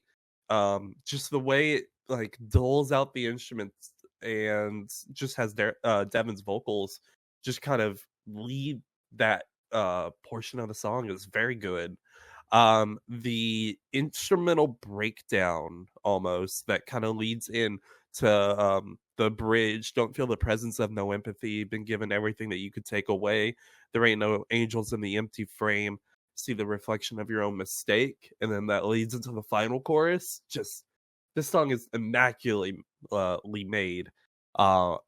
I wish I connected with more songs on the album than just this. I feel like this and maybe 2 others were like my real takeaways from the album. But this song stuck with me throughout the latter half of this year. Now, I know it's a far cry from a top 5 song of the year. I tried so hard to force this into my top 100 playlist. I tried so hard, but I couldn't do it. It deserves it, but I'm just bad, I guess. See me after class. This is my favorite Sunsweet song. So It's a good one. I'm I can at least get brownie points surprised for that. this is here because if I remember correctly, Justin said he didn't enjoy that album that much. I didn't say anything about this song. That's Yeah. true. Although I'll never trust anything he says again after the death of Peace of Mind popped up. No, remember Number the 7. freaking year he The put, OG like, was caskets. The OG was the caskets, Mr. Again, it could have been album of the year. That's so I'll take that to my grave. funny. Well, On to number I guess- 3, Jacob. it's my turn. Oh, Jacob. Yeah, that's right. Mhm, mhm. Stupid snake draft. We have well, let me start with this. Let me tell you about a boy from Utah County. Prodigy by Idola is my song number 3 of the year. I'll fight a million men. I'll fight a million more. Push me to the limit, baby. I was made for. And I'm cheating because it came out in 2024, but I didn't hear it until the album came out. I'll allow it. The council rules in your favor. This Please proceed. this song was like song of the year for like until my number 2 release. So it was like, I'm not going to say how long, but it was a number of months. So I just think it's catchy. It's like you guys all have like these in-depth reasons for all these song like lyrics and stuff. I literally do not have anything about like that. Like I literally just like the song, and The song is such a vibe, so like I can't. blame you. It is. That's all these lists are. They're just vibes. We are operating off of vibes at this point. Yeah, That's true. That's Put true. in a tagline on our bio. But yeah, I love how, I guess, groovy this song is. And when I first heard this song, I remember hearing the guitar solo and I thought it was a freaking saxophone. That's and I was actually in the car with my friend who's a guitarist, and he was like, no, that's a guitar. I was like, oh, I probably still wouldn't know if he didn't tell me to this day. But the way they get the guitar to sound like that, I know it's all like mixing and stuff, but it threw me off. And I still, every time I hear the guitar solo, I'm like, oh yeah, it sounds like a saxophone. And I don't know what else to say. It's just a really catchy song, and I really love I could go into the chorus, I guess, which is like, I fight a million men, fight a million men, I'll fight a million more, fight a million more, push me to the limit, baby, I was made for war, if I'm gonna pass the test, I'm gonna need a miracle by God. It's just gets stuck in your head, and I think that's just because it repeats itself, right? It is by far and away the best Idola song I've ever heard. And it's really nice to finally like get this band. Honestly, after years of, we've been talking about them since The Architect, I guess, came out, right? And I've never been able to get into them. And then I heard this song and it was like completely changed my mind. This song alone changed my mind on this band. it's one of the more unique songs I feel like they've done. Like there are a lot of unique concepts that Idola has done, but this in particular still feels new for them, and it's so well done. It's Andrew Wells' confidence, man. That's true. Like he's like, I gotta fight a million men. I'm like, damn straight. I believe him. Yeah, he would. Man's Jack. Who wins, Andrew Wells or 1,000 Pokemon? Shout out Idola for signing to Periphery's album record label, by the way. It's true. Does that mean more music? I thought they were done. No, they're just what, on Idola? hiatus. Yeah. So I think the plan was just to go on hiatus for a little bit and then come back. Well, they're already back. Well, they're touring in the new year, so Yeah. Yep, they're already back. That was a short hiatus, honestly. But I'll take it. Great pick. Yeah. My number 3 song of the year is a song that I've already mentioned tonight. It is Safe House by Kamikiho featuring Colorblind and Echo. Valid.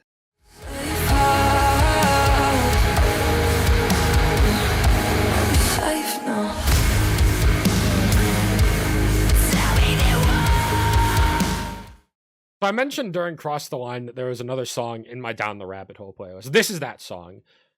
For this song coming together only due to the LA fires that happened at the start of this year, it brought all 3 of these musicians together in one house, and they made this song to raise money to donate to charity to support the relief efforts for the fire. And I think that's an awesome cause. But B, it's crazy that a song this good only came out of tragedy like that, you know? This song is probably the unlikeliest song in my entire top 100 songs of the year to have happened. And I'm so thankful it did. Cammy's vocals in the chorus are like similar to Across the Line, haunting but beautiful. And contrasting that with Echo's rap verse and it almost feels like you're snapping back into reality in his verse, in the vocal delivery on but I'm watching every piece of myself that I love fall apart, and it feels like the arsonist versus the optimist, and you burn it down when I tried to fix it. And then at the end of it, the hoping for some kind of break in the clouds, the fuck was I thinking? I know what you're doing. Don't tell me I'm okay. Just take me to the safe house. And the way that transitions from Echo's verse into Travis of Colorblind getting that second chorus, beautiful transition. Again, this is why this was my runner-up feature of the year. It is a tall order to compete with Puppy, Amy Lee, and Courtney LaPlante for feature of the year. I'm sorry. This song really deserved that award. Unfortunately, a generational feature happened. But for as much as I love that song, this song I've had much more of an emotional attachment with throughout the year.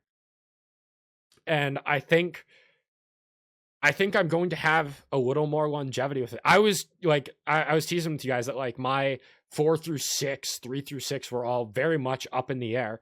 And it's like, how do I really separate a song like this and End of You when they are just such incredible collaborations that I didn't know I needed?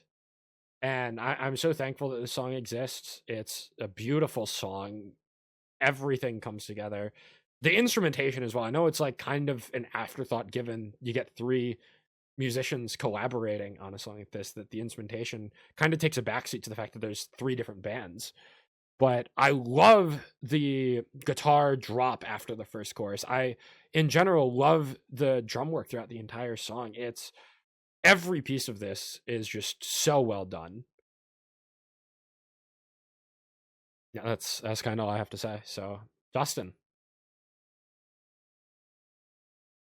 All right, boys. We haven't talked about this band in a while. Surprise, surprise, Valiant Hearts are on my list somewhere. I'm going to be talking about their song, Yukon. A late addition to the top 3.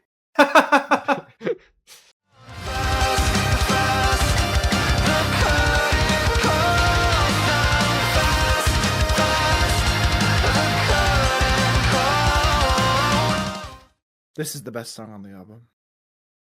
Yeah, I could see that. This is one of the best songs on the album.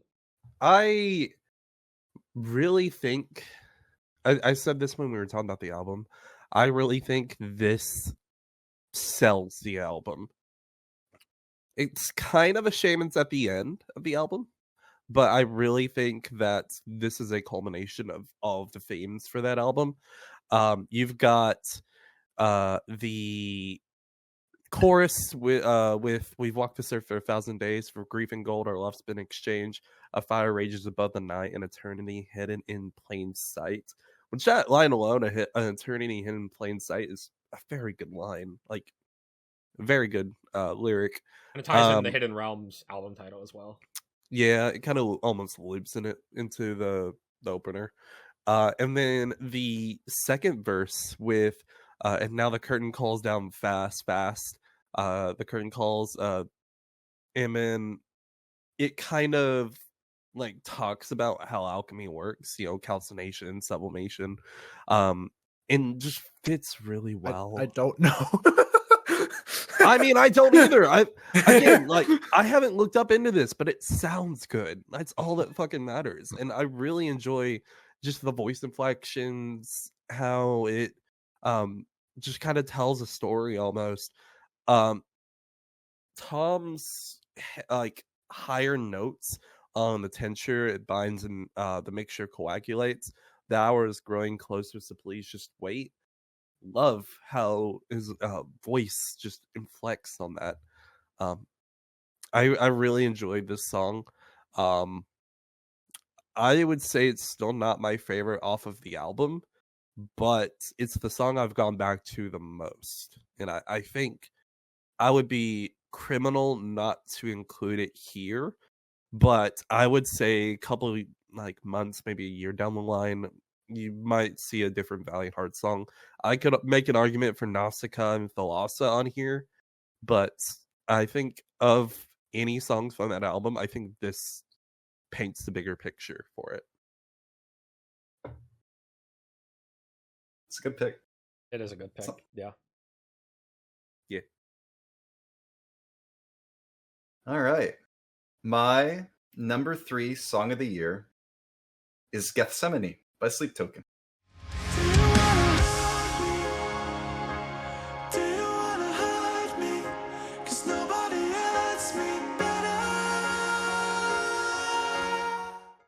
Which So sorry.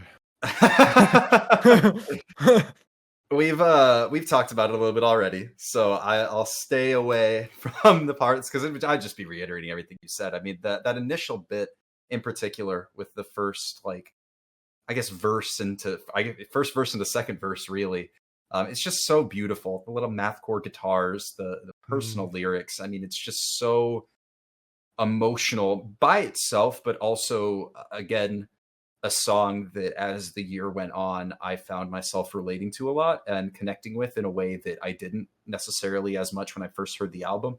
I had more time to reflect on it and think about it and learn and live. And I think that this the reason it ended up in my top 3 is just because of how much I continued to find almost solace in this song. It was, I'm gonna steal your song, Jake. It was a safe house almost. But more so than the first half, I want to highlight some of the outro. No one's going to save me from my memories, nothing to lose, but I would have given anything to get closer to you and all your enemies. I've got a few of my own, and this throne didn't come with a gun, so I've got a different energy. I still see you when the lights get low. I still hear you when I'm on my own. The parasites and the nightmares calling my name, like, please just let me go. That on top of everything else, it's just gut punch after gut punch after gut punch listening to this song. And it's one of those that I have to be in a specific mood to listen to at this point. But I think that of all the Sleep Token songs that, you know, are longer and kind of feel like journeys, like, I would say that this one is second to Euclid for me. You get the Euclid callback in this song too. Yes, that the chorus, the what might be good for your heart might not be good for my head, and what was there at the start might not be there in the end. I remember hearing that the first time I listened to this album, and I'm like, oh fuck, like, they got me, they got my ass. Euclid still remains my favorite song of 2023, probably top 5 songs of all time at this point, and it's just, the song has everything, in my opinion, that makes Sleep Token, and also that makes Sleep Token good. This honestly almost feels like even more so than the summoning for me, feels like a mission statement as to what Sleep Token is and the kind of music they make, and is easily one of their best, in my opinion. I definitely think that for all the right reasons and all the wrong reasons, this is going to be one that has staying power for a long time, because it's the equivalent of my Down the Rabbit Hole, Jake. But it's always great to find music to connect to like that, and for it to be pulled off and executed as well as it is, really is just a testament to how talented Sleep Token are. I'm so sorry. Love this. No, I'm being genuine. Oh, it's all good, bro. For me, like, it's not that I necessarily connected to it. It's just like I thought it was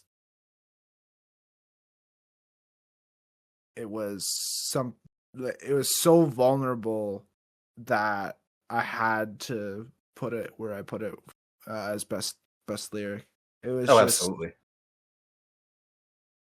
And you can really feel the emotion in that song too. It's incredible. Obviously it's one of my favorite songs of the year, but just in general, I think it's one of Sleep Token's best as well, and one of the better songs I've heard in the past couple of years, honestly, just from like an artistry and music perspective. Like you mentioned, the vulnerability really is something special. So if I'm not mistaken, that cycles it back to me to start off our runner-up songs of the year, the number 2 spot. And if for the first time in many years, this artist is cracking my top 5 songs of the year, We have Grandson with Bury You.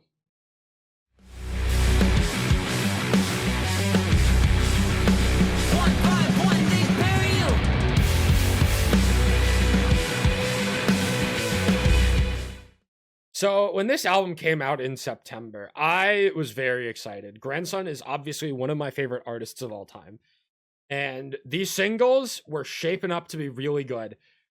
Grandson, for him being one of my favorite artists of all time, has never had Album of the Year and has also never had Song of the Year. And unfortunately, once again, just like in 2019, he is going to fall short. Stigmata was my second favorite song of 2019. I Love You, I'm Trying was my number 2 album of 2023. Unfortunately, yet again, he falls in the number 2 spot.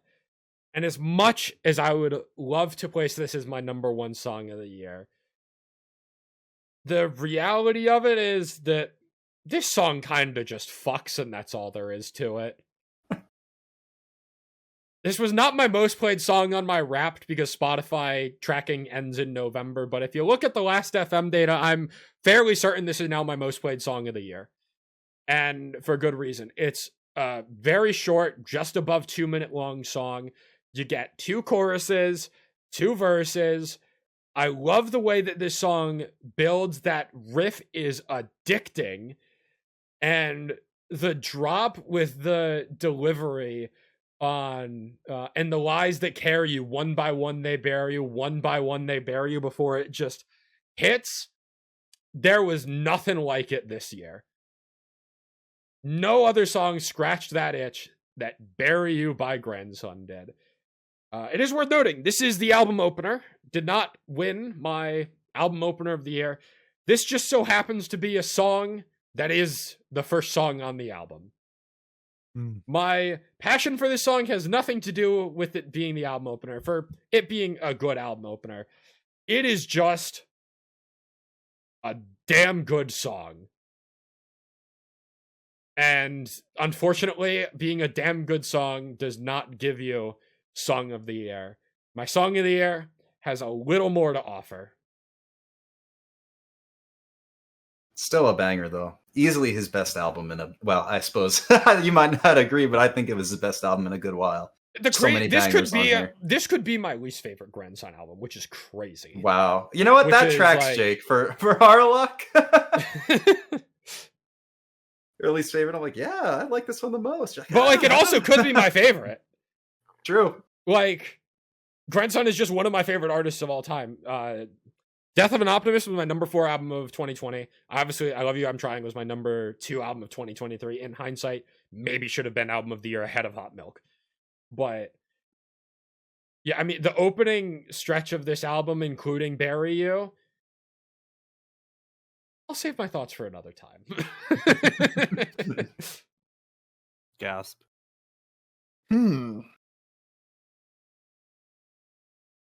Justin. All right, let's talk about a band we haven't talked about in half a year. Ooh. Half a year. We only mentioned them once.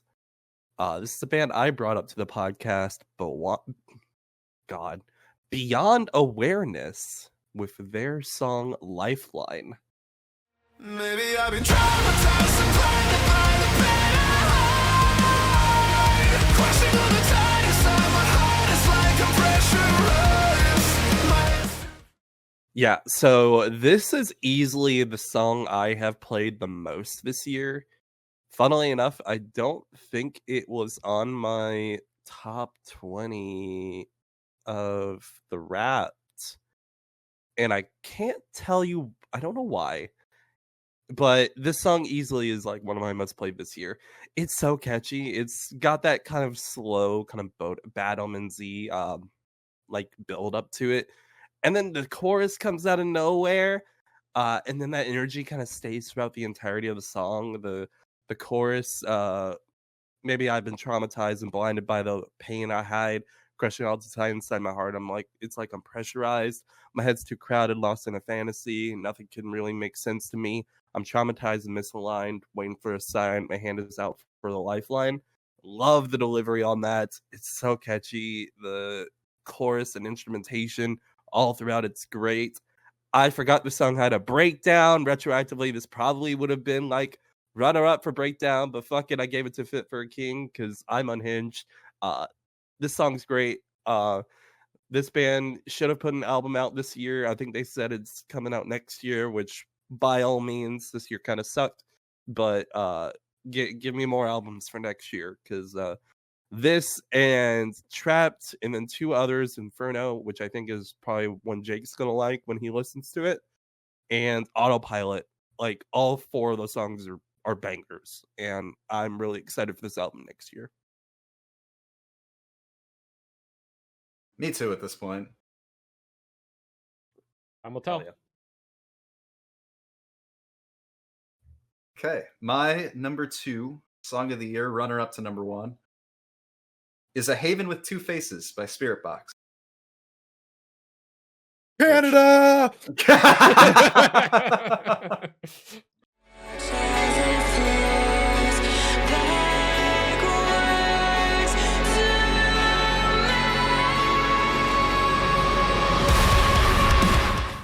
This is one of those songs that I feel like really epitomizes what an artist is trying to convey with an album.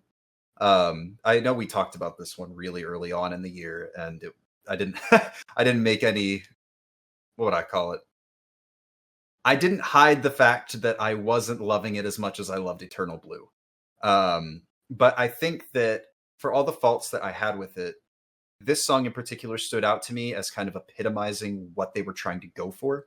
I feel like it's got those kind of Eternal Blue, the title track, style instrumentals, but also in a way that feels like the water and guitars and everything are flowing as if they were a sea.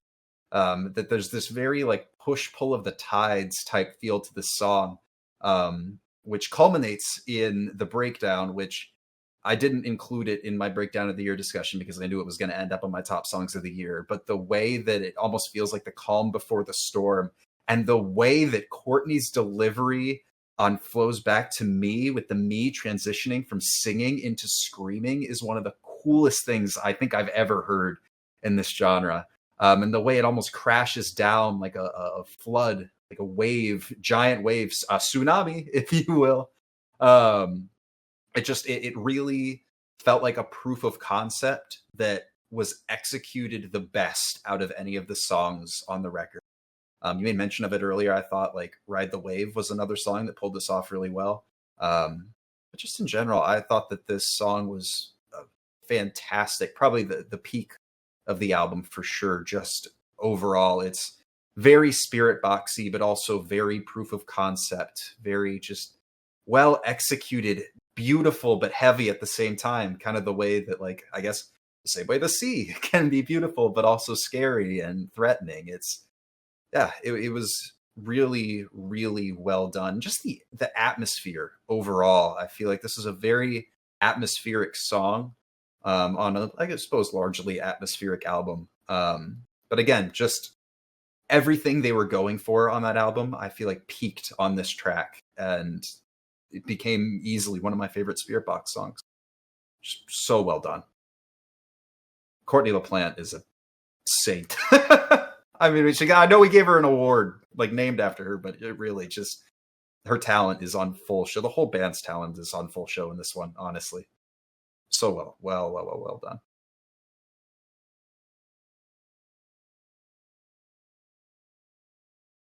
My number 2 song, my runner-up for 2025, is a song we talked about already.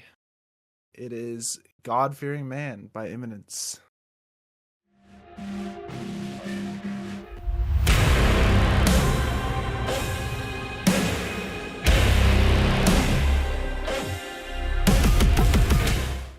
And I think this song,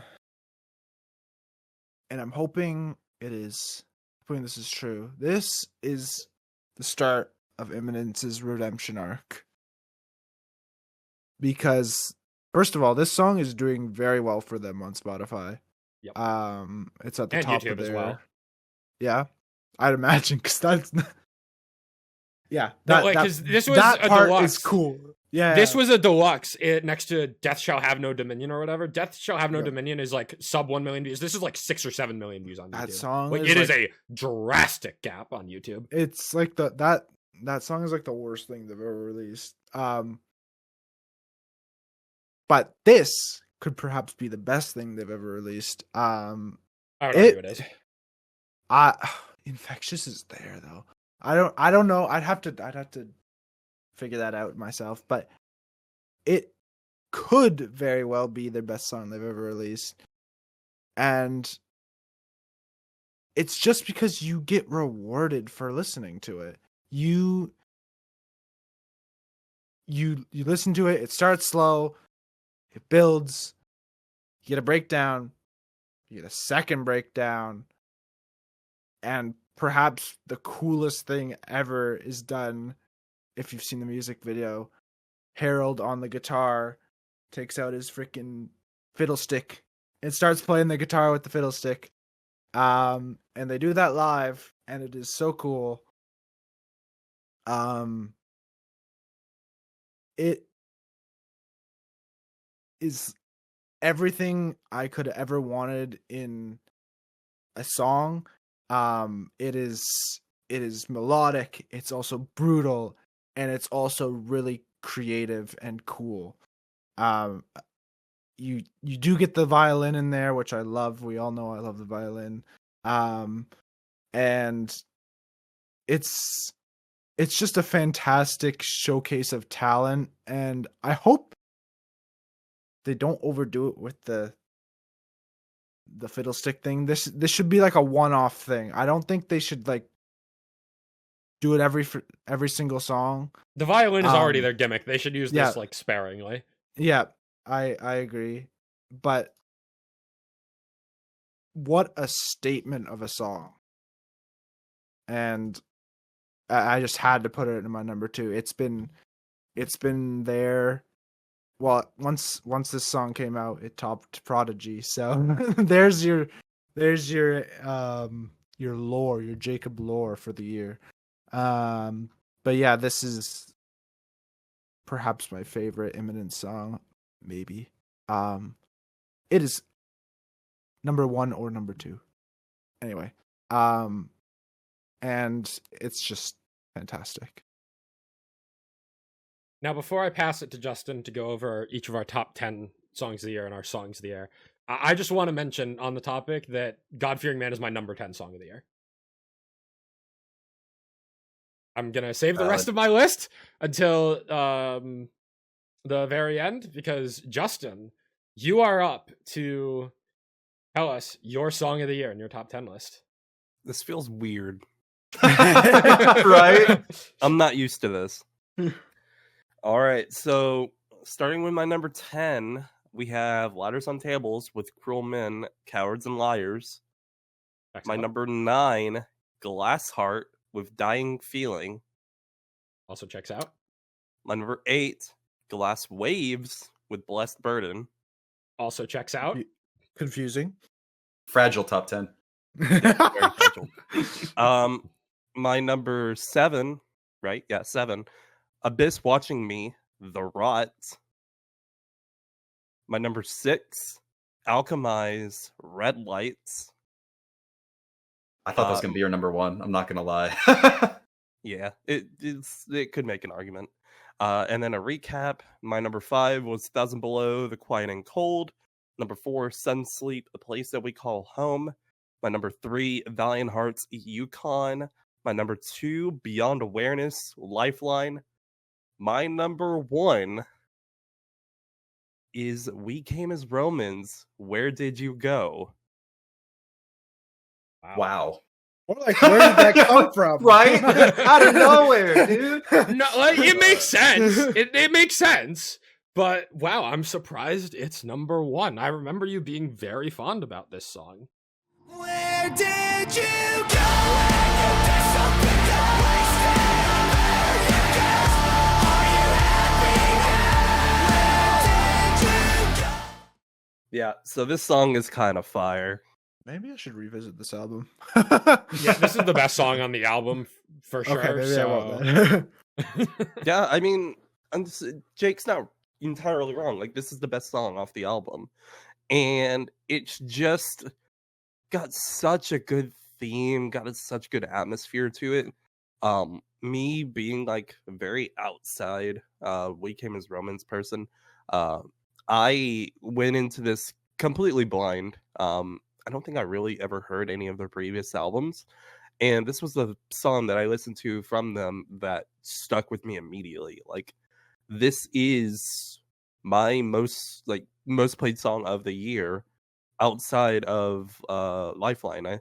I think for some reason, like, Spotify didn't track this whatsoever on like my top 10, which is weird because it's been on my on repeat. Gut and this- feeling, because I know Afterthought.wave by Conquer Divide doesn't get tracked because of the dot wave, so I wonder if it has to do with the question mark in Where Did You Go that might be affecting it. That's Maybe. Oh, yo, wait, that makes sense. My top freaking album was freaking low files, but none of them were in my my Spotify Wrapped. I was so confused. Like, I'm looking at it and it's in like Spotify. I don't know, but that's off topic. whatever. Yeah. Yeah, the chorus on this is great. The Where Did You Go? And then the layering at the end of the last chorus, Where did you go when you disappeared? Wasted our better years. Are you happy now? Because you've gone like a shallow breath now that there's nothing left. Did you find yourself? It's great. Like, I don't have, like, in previous years, I would, punch up a lot of other songs. Like 2023, my top was Tapestry, and like I would really connect with that song in general. It was a good earworm that stuck with me for whatever reason. And it's short, it doesn't overstay its welcome. It's great in the context of the album. It's just, this song was great. It was great to be introduced to We Came as Romans with this song, and I'm excited to see where they go from here. That's crazy to be hearing the sense like, oh yeah, this is my introduction to We Came as Romans. I'm like, what the fuck? In the big 2025. Hey, whatever it takes. Yep. This does Right. feel weird. Yeah. I like it. I I almost get the brought it up. last say now. Yeah, I almost brought it up. Maybe we should stay in order for this, since it's weird to be out of order for like the It's not first even one. like- I like it though. I like Yeah. that each person gets a chance to be first and last. Mhm. Yeah. We've been so used to the other way for so long. It's like, wait, what do you mean? Wow. Like- Right? Okay, my number 10 song of the year was Don't Think About It by Bad Valentine. Number 9, Fast Asleep by Rune. Number 8, Solstice, Contract Killer Lullaby by Novamora. Small little swancore band. I think we talked about it on Yeah, we the did. Yeah. podcast. Number 7, Worthy by the Home Team. Contender for Chorus of the Year. And then in 6th place, we have Yikes by Dance Gavin Dance. Fifth place, Velvet by Say 6. 4th place, Buzzkill by Sunsleep. 3rd place, Gethsemane by Sleep Token. 2nd place, A Haven with Two Faces by Spirit Box. And my number 1 song of the year is All I Do Is Spin Around You by Chelsea Cutler. You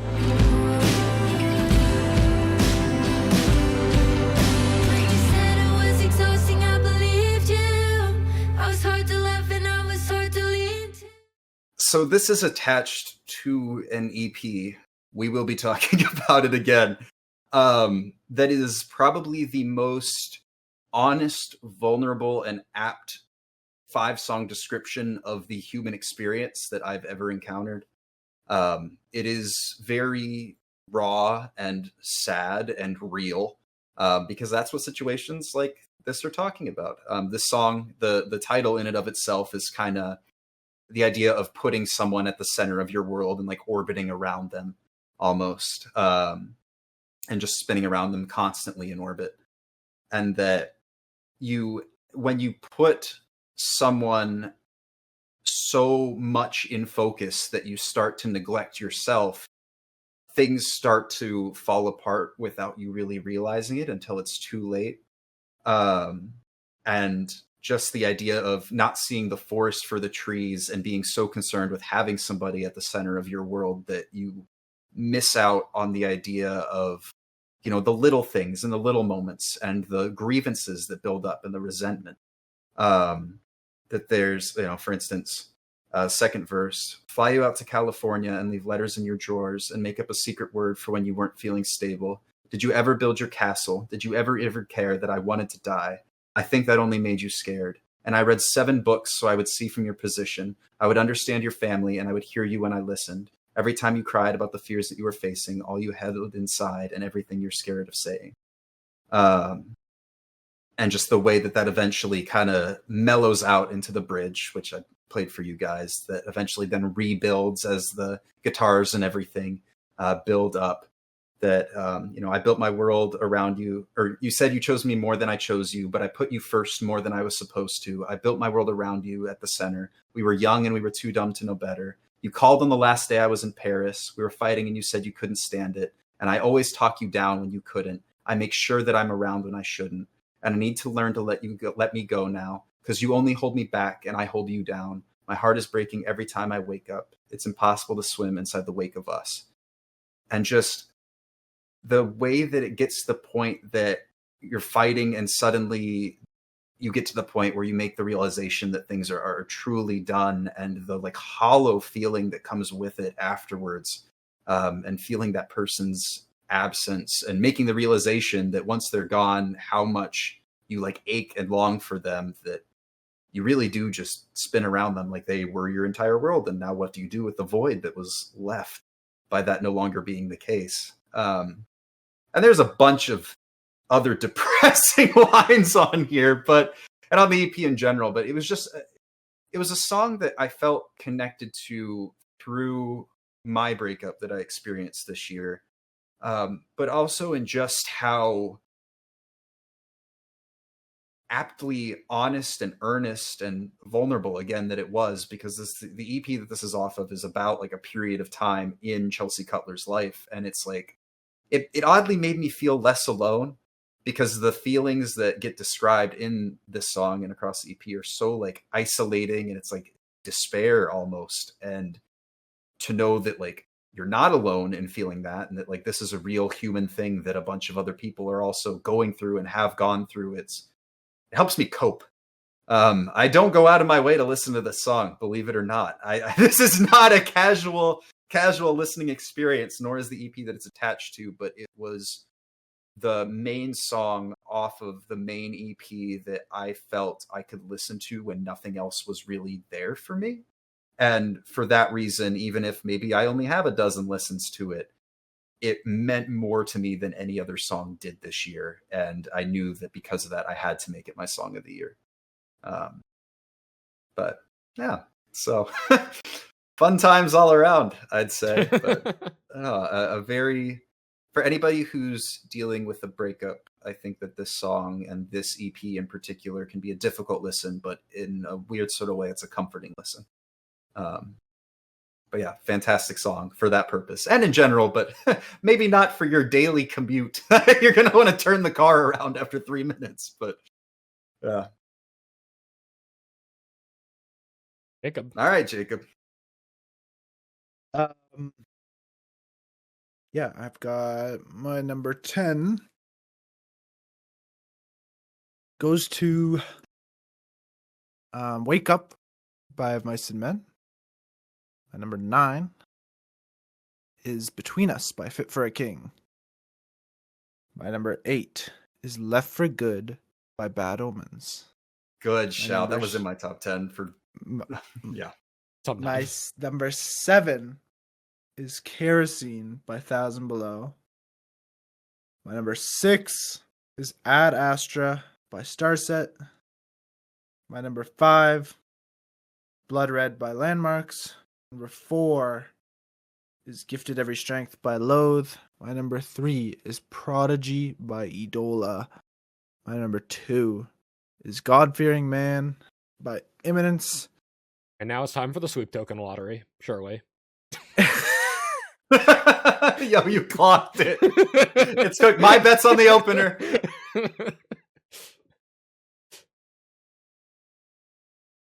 Is Look to Windward by Sleep Token. Huge payout. Got him. Eyelids heavy enough to break diamonds. You pray for sound, I'm not pray for silence. Damn right, faith as I can't deny. You'll find me without. This is probably the coolest song I've heard all year, as all of my other songs. It's so fucking valid, though. Honestly,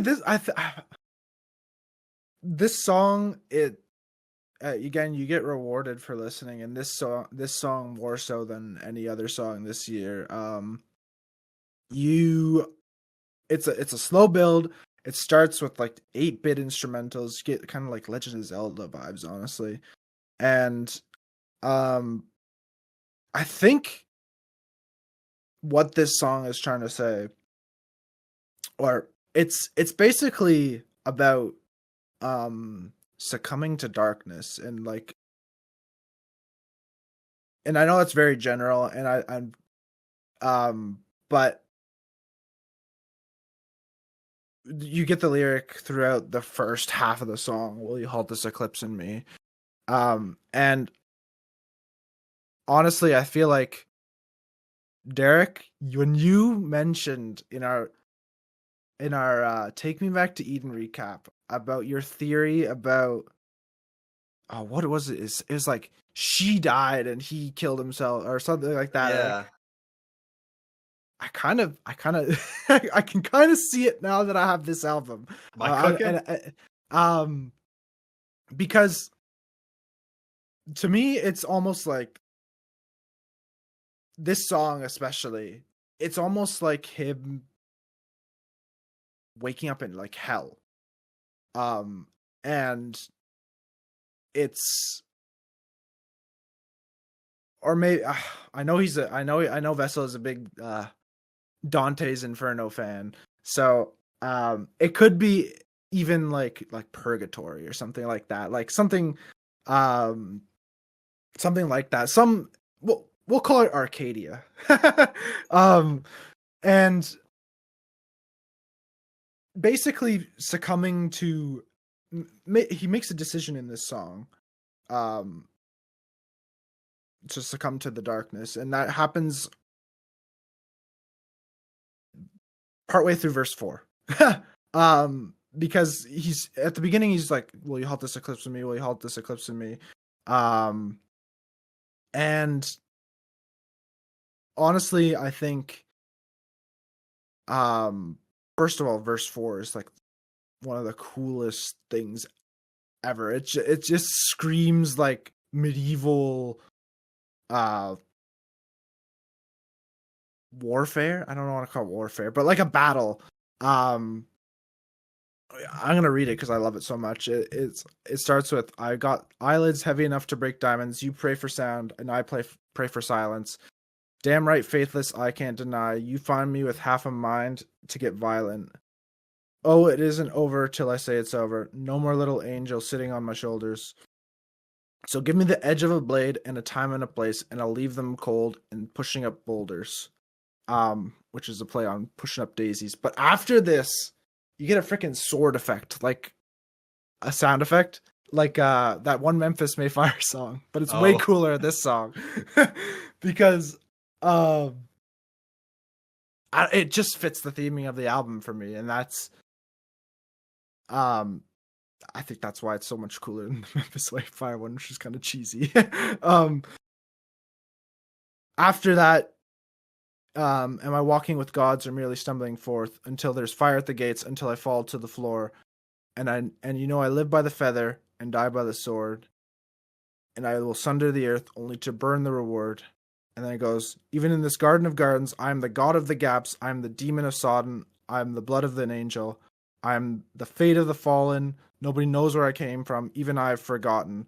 So that's like, that makes me think it's like purgatory, honestly. like he woke up and he doesn't remember where he is.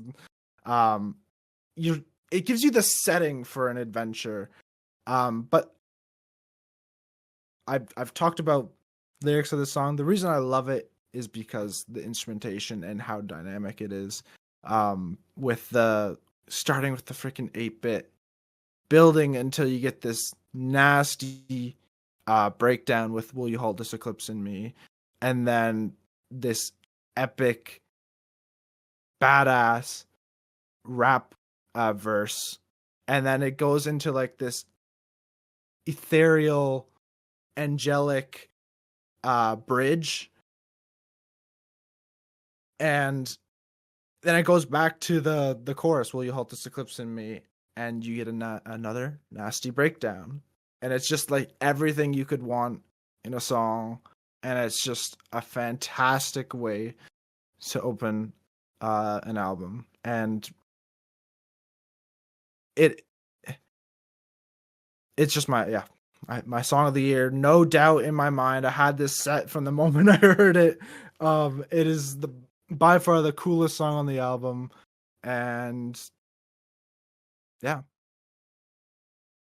This was in the contender for like opener closer year for me. I think easily top 5 out of either openers or closers all year, in my opinion. yeah.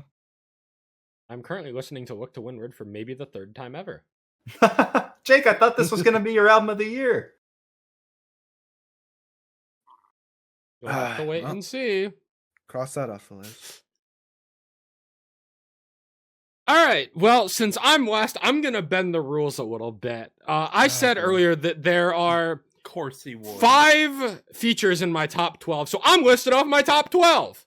Fuck y'all. Do it. So my runner-ups just outside of the top 10 are What If I'm the Devil by Nightlight featuring Future Static.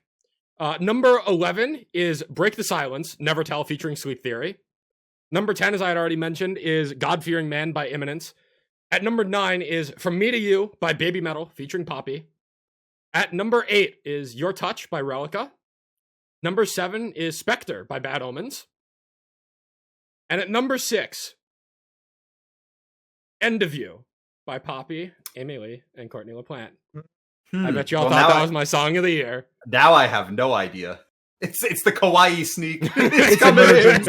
It's emergence. I'll tell you, Emergence is in the top 20. It's in the top 20. It's not song of the year, but it's close. And to recap my top 5, Crossed the Line by Amira Elfgate at number 5. Nightlight, again, in my top 12 with DYHM, Do You Hear Me? At number 3 is Safe House by Kami Kehoe, Colorblind, and Echo. At number 2 is Bury You by Grandson. And my number 1 song of the year is the final song I heard performed at Spirit Box's show last night, Ride the Wave. Nice.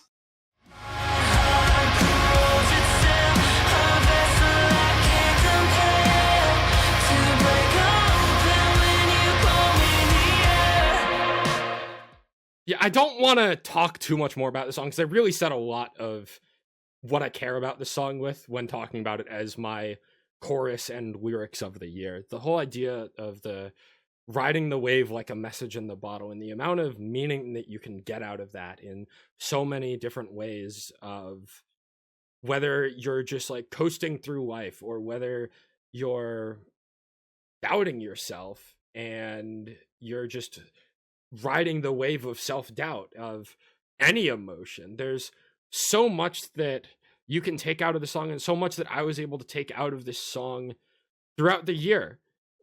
This was a song that from its first listen stood out to me as an incredible song, and whenever I look at the track list for Tsunami Sea, this is always the song that I want to go back to first. I guess a funny fact I'll bring up here is that Soft Spine is technically my most played song on this album, and it was my 43rd favorite song of last year. For a sense of scale on how much less I listened to any given song this year in comparison to last year. But yeah, the lyrics, Courtney's vocal delivery is just angelic throughout this entire song.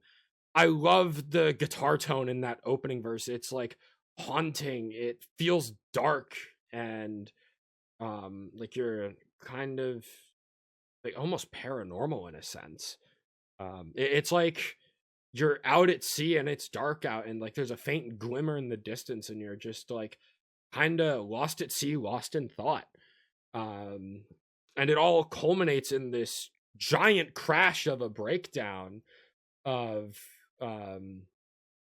hold these words a little longer, illusion of my depth is stronger till I break, into one of Spirit Box's best breakdowns ever, which is high praise given how many incredible breakdowns they have. Reminiscent to Hysteria, which is my favorite breakdown of theirs, in the sense that you get this like build into this crash and it just gets like slower and slower as the breakdown goes on. The delivery on Islands Built on Floating Roses, no foundation, nothing grows, you drag me down to hidden trenches, sirens singing, echoes flow. Obviously I can't even try to recreate how Courtney delivers that line, but the pacing and the flow and the structure of the instrumentation and the vocal delivery, it's just beautiful. And yeah, all of the pieces of this song came together in such a I'm gonna reiterate myself, such a beautiful way that while this was never my clear number one song of the year, this was always a song that I knew was in contention for one of my favorite songs of the year. And when I look back at what 2025 has to offer, for as much as I love Bury You by Grandson and how replayable it is, for as much emotional value as I'm going to get out of songs like Safe House and Cross the Line, this song feels grand. It feels like a statement. It feels like something bigger than itself, and something that, for as great as it is in context of the album, it stands by itself. No wave is going to topple this song. And I guess that's it, really. Banger choice. Yeah, and there's also maybe some narrative poetic bias to it being the closer to my final concert of the year. I think it was a sign, bro. Yeah, no, honestly. Like, lock this one in. Yeah. That's going to be it. Our top 5 songs of the year, the first half of our superlatives. In part 2, coming out next week, we will be going over the remainder of our superlative awards, including Best Live Performance, Best Album Art, and our favorite artist discovered and our most improved artist of 2025, along with the, I would say, appropriately hyped up top 5 EPs of 2025. I'm going to be honest, the top 5 EPs list is way harder to figure out than my top 10 albums. At least for me this year. And I would almost argue I'm more excited for the top 5 EPs than my top 5 albums. Which I don't know if that's ever happened before. Yeah, I mean, if there's ever a year, dude, this is it. It got to the point for me where albums became harder, but EPs was by no means easy. So, I'm excited to see where everybody's landed, though. Yeah. I think maybe it's a trend that I feel like there was more overlap amongst our superlatives and amongst like multiple references to Thousand Below and Sunsweep and God-Fearing Man. A lot of overlap, not in necessarily the same awards, but just general consensus. I feel like this is arguably one of the most united years we've ever had amongst general feelings of being underwhelmed in some aspects of new music this year, which I think is really interesting. Yeah. Oh yeah. There hasn't been a single other year where it's been like that. So we've had a lot of overlap in our top albums, but like both multiple mentions of Sunsweet, Thousand Below, Imminence, and Spirit Box across, and Bad Omens across our top 10 songs, not in the same place, not always the same song. Sleep Token too. Sleep Token as well. Yes. A very, very interesting year for our end of year awards. So with that being said, you can follow us on social media at Hivemind Radio _ on Instagram and Twitter, Hivemind Radio on YouTube, Hivemind Recap Podcast on Spotify and other podcast platforms. Stick around for our next episode of the awards series if you want to hear more of our favorite music that 2025 has had to offer. We will see you then. Bye. Spoiler alert, there's no album better than that one. Real.